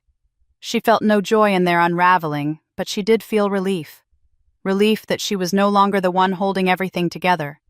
Relief that their betrayals, once buried beneath polished smiles and expensive wine glasses, were finally exposed to the light. For the first time, Helen wasn't the scapegoat or the silent supporter. She was simply the witness, free from their grip. One evening, Helen sat by her window with a cup of chamomile tea, her stack of account statements resting untouched on the coffee table. The city outside hummed with life, but inside her apartment was a rare kind of peace. She reflected on the years she had lost, years spent working overtime, saving every penny, choosing sacrifice because she thought it was love. And now, watching her family's implosion, she understood something vital. Their collapse wasn't her responsibility. She hadn't caused it, and she didn't need to fix it. The relief grew into something steadier strength. Seeing William diminished Barbara, unraveling Amanda, flailing Helen, finally understood that power had always been a choice. They had tried to take hers away, but now she saw it clearly sitting firmly in her hands. She had chosen to stand up for herself, and that choice had shifted the entire balance of their world. Amanda's accusations, Barbara's tears, William's silence, none of it demanded a response from Helen. She had learned the most important lesson of all. Sometimes victory comes not from shouting the loudest, but from refusing to be pulled back into the storm. She didn't need to argue, didn't need to prove herself anymore. Their words were daggers turned inward. As the night deepened and the stars began to scatter across the sky, Helen allowed herself a small smile. The battle wasn't over, but she no longer felt like the lone soldier in a losing war. She felt like someone who had finally stepped out of the shadows, watching her family's empire of lies topple under its own weight. She whispered into the quiet room, almost as though speaking to the girl she had once been. "You don't need to fight anymore. They're doing it themselves." The Carter family sat in the same conference room once more, but the atmosphere was no longer the same as it had been during the confrontation weeks earlier. The leather chairs still gleamed under the soft lights. The polished oak table still stretched between them, yet everything about the balance of power had shifted. William, who had once ruled the family with authority and finality, leaned back stiffly, his hands clasped tight in front of him. Barbara sat beside him, her eyes fixed on the table, as if she could avoid the weight of what was about to be demanded. Amanda fidgeted in her seat, crossing and uncrossing her legs, her confidence worn thin. Helen, on the other hand, no longer felt small in this room. She didn't have to shrink to make space for her sister's pride or her father's booming voice. She sat straight, her hands steady on the folder in front of her. Dean Whitaker, ever composed, nodded toward her before speaking. "We have received confirmation that the Carter family is prepared to return the misappropriated funds with additional damages. The amount agreed upon is $80,000 plus $12,000 in interest. My client is entitled to accept this settlement, but she has outlined additional terms." All eyes turned to Helen. For the first time in years, she felt the room waiting on her, not the other way around. She took a breath, the calm filling her voice as she spoke. "The money is only part of it. What was taken from me wasn't just financial, it was dignity, trust, and years of sacrifice dismissed as meaningless. If you want this resolved, here are my terms." Amanda rolled her eyes, but Helen pressed forward without hesitation. First, a public apology. Not whispered behind closed doors, not muttered through gritted teeth. "I want a written statement signed by both of you acknowledging what you did and apologizing for it. That statement will be read at our next family gathering. Every relative who has been fed lies about me will hear the truth." Barbara's head shot up, her face pale. "Helen, that's necessary." Helen cut in firmly. "For years you've let others believe I was the bitter, ungrateful daughter when in truth you were taking from me. If you want to move forward, that story ends." Amanda gave a harsh laugh. "You're going to humiliate us in front of everyone." "That's cruel." Helen leaned forward slightly, her voice sharp but even. "No, Amanda. What was cruel was using my savings to fund your vanity and then expecting me to smile about it. Telling the truth isn't cruelty, it's justice." Dean slid another document across the table. "The second condition is that the Carter family will sign a non-disparagement agreement. In plain terms, you will not use Helen's name, her career, or her finances in any public statements, interviews, or promotional efforts. No more attaching her image to family appearances. No more PR spin involving her name." William finally spoke, his voice hard. You're asking us to erase you from our public life. Helen met his eyes steady as steel. You erased me a long time ago, Dad. Now I'm choosing it for myself. If you want the money issue settled, you respect my boundary. The silence that followed was heavy, filled with the sting of words that could not be undone. Barbara twisted her handkerchief, Amanda drummed her nails against the armrest, and William's jaw flexed. For the first time, none of them could overpower her. Amanda slammed her palm against the table. Fine. We'll sign your papers. Read your little speech, whatever it takes. But don't think this makes you better than us. Helen didn't flinch. She simply picked up her pen, poised it over the agreement, and replied, It doesn't make me better. It makes me free. Barbara's voice cracked as she whispered, You don't have to do this. We're family. Helen turned toward her mother, her tone softening only slightly. Family doesn't mean being a doormat. If I let this go without acknowledgement, it would happen again. Maybe not to me, but to someone else. I won't let that cycle continue. Dean tapped the pen toward William. If you agree, sign here. If not, we proceed to court. The weight of the decision pressed visibly on William's shoulders. His pride had never bent before, but now it bowed under the reality of evidence-legal threats and his own fractured household. With a slow, grudging movement, he picked up the pen. His hand trembled slightly as he signed his name on the line. Barbara followed her script, elegant but unsteady. Amanda snatched the pen next, scrawling her signature with barely concealed rage. When the papers were slid back across the table, Helen felt the strangest mix of emotions, triumph, sorrow, and relief all at once. She gathered the documents, her hands steady, her voice clear. Then it settled. My terms, not yours. The meeting ended without fanfare, no celebratory handshakes or polite goodbyes. Helen walked out with Dean by her side, the spring sun spilling warmth across the pavement. For the first time in years, she felt that warmth reach her, not filtered through sacrifice, not dimmed by guilt, but as her own. As they stood on the courthouse steps, Dean glanced at her. How do you feel? Helen let out a breath that seemed to lift 10 years of weight from her chest. Like I finally took back my life. Inside her pride bloomed not the shallow pride her family had always paraded, but the quiet, powerful pride of a woman who had faced betrayal head-on and refused to be diminished. For the first time, the story of her life wasn't written by her family's demands. It was written by her own terms.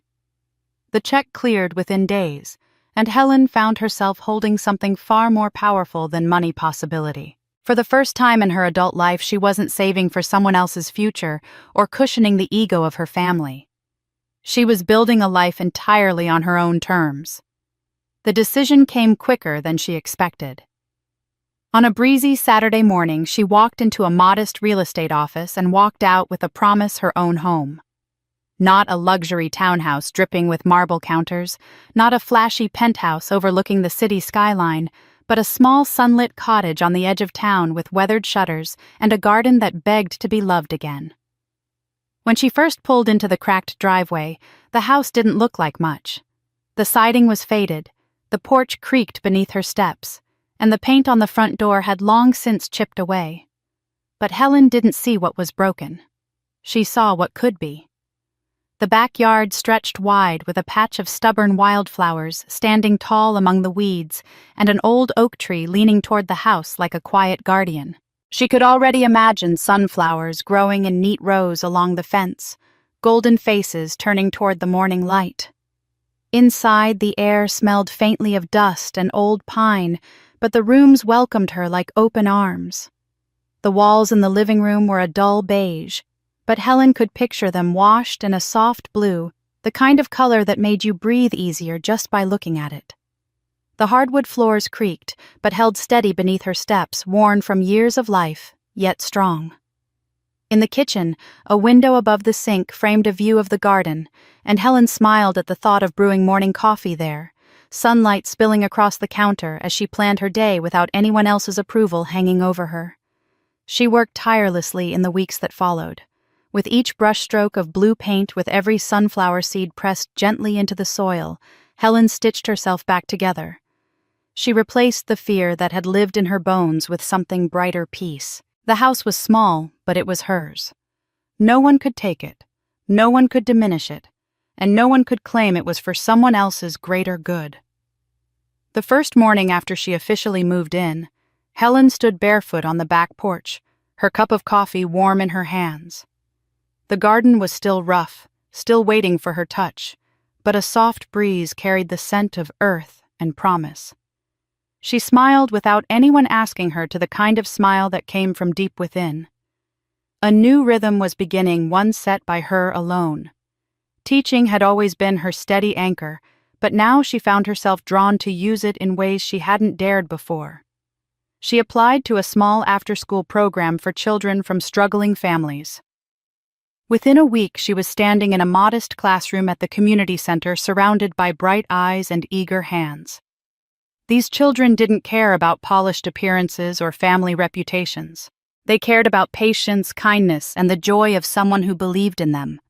Helen gave them that freely, and in their laughter, she found herself healed piece by piece. One afternoon, a little girl named Daisy tugged on her sleeve and whispered, "Miss Carter, when I grow up, I want to be just like you." Helen knelt to meet her gaze, her eyes soft. "Don't be like me, Daisy. Be like you. That's more than enough." In that moment, she realized she was giving these children something she had never been given at home: permission to be valued for exactly who they were. The cottage soon became more than a house. It became a sanctuary. On weekends, Helen worked in the garden until her hands were stained with soil, watching her sunflowers stretch taller with each passing day. She adopted a scrappy little dog from the shelter, a mutt with one floppy ear and an endless supply of loyalty.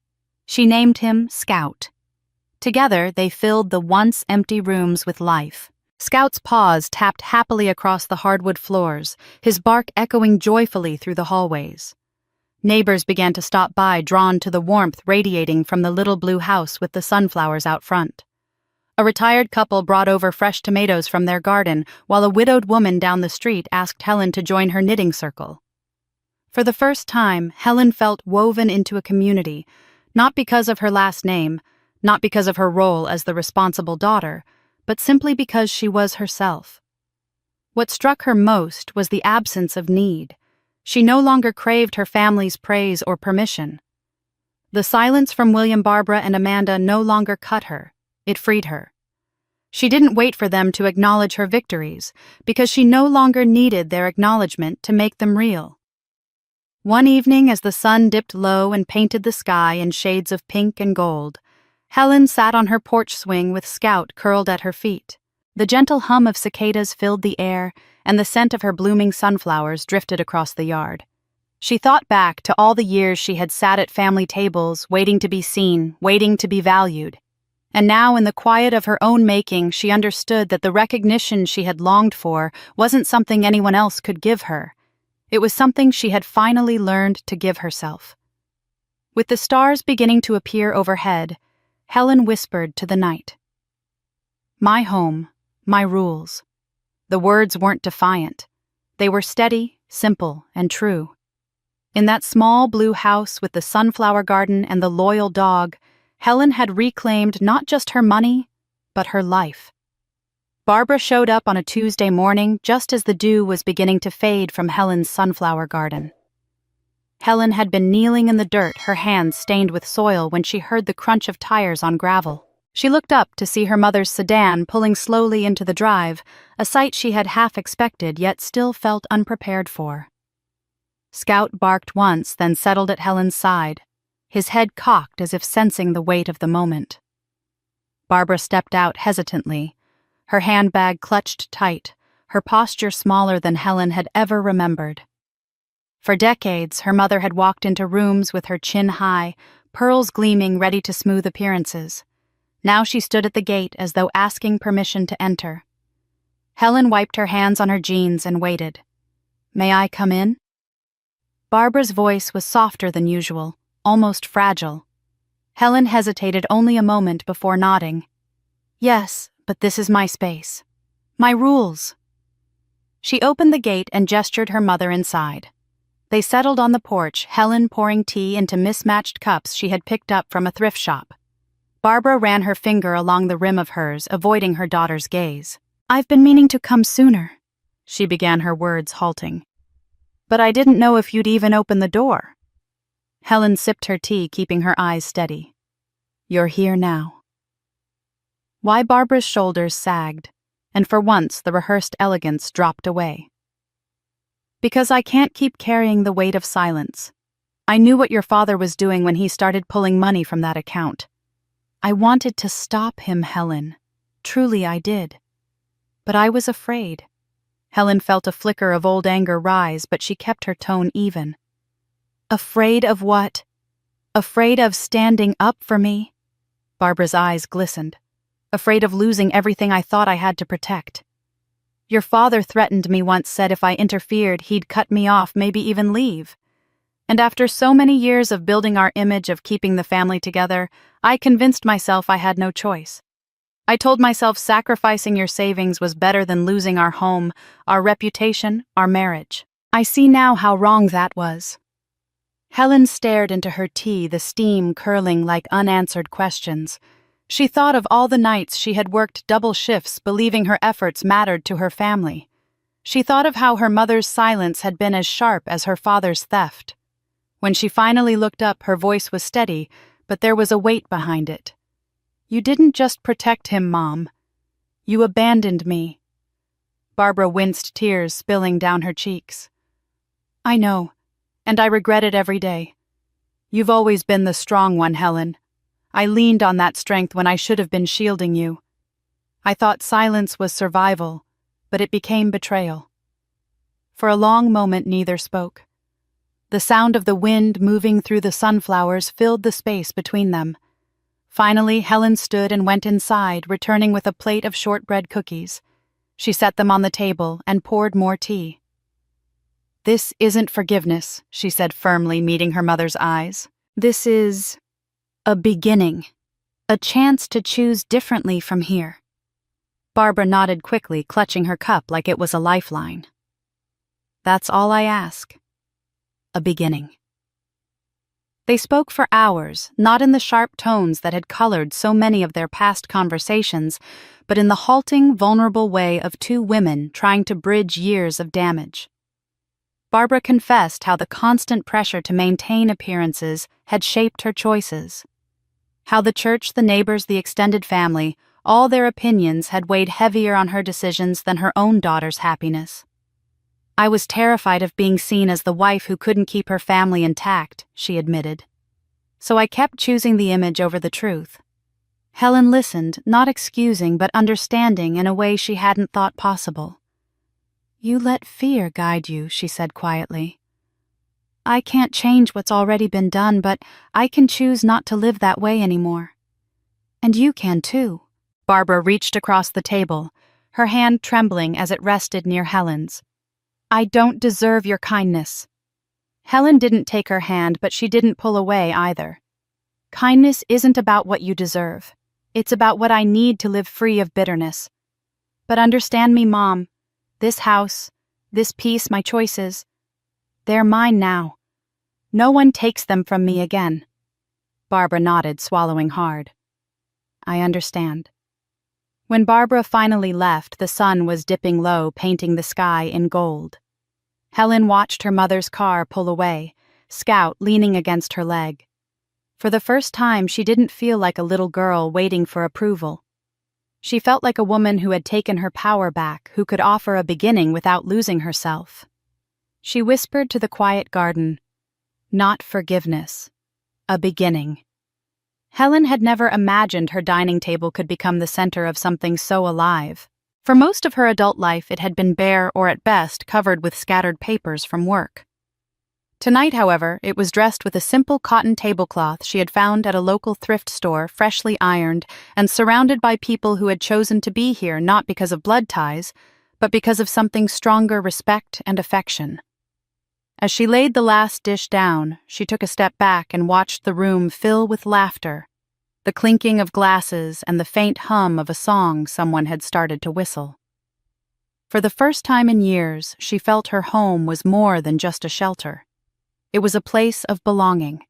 Cynthia, always the lively one, was the first to raise her glass. "Helen, I have to say you've outdone yourself. Who knew you could cook like this?"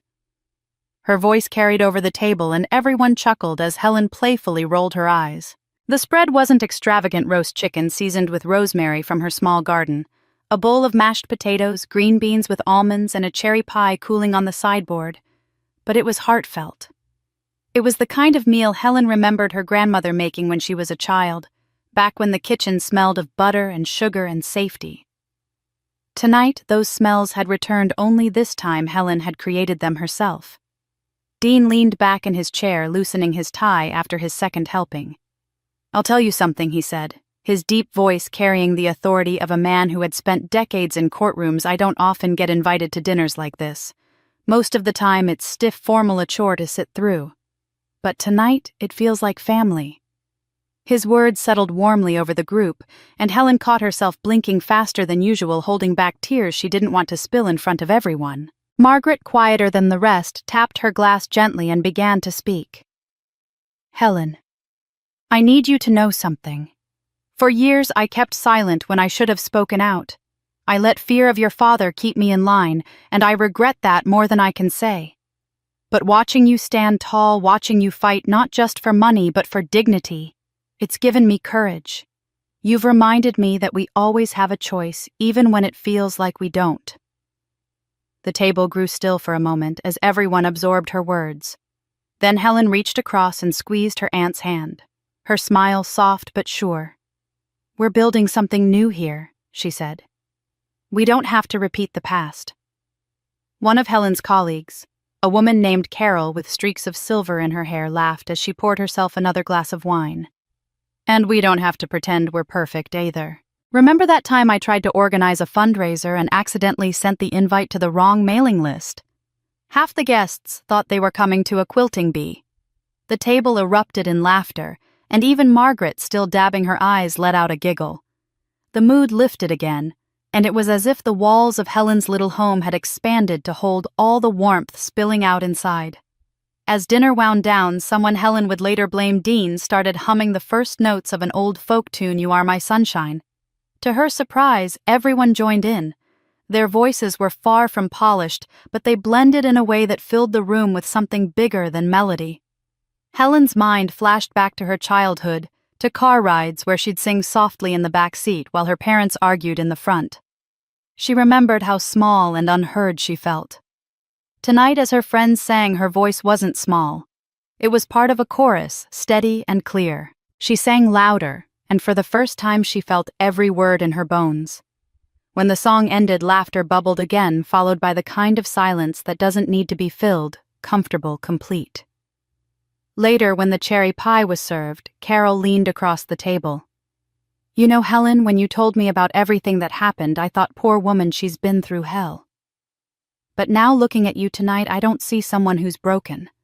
I see someone who built herself back up brick by brick. That inspires me."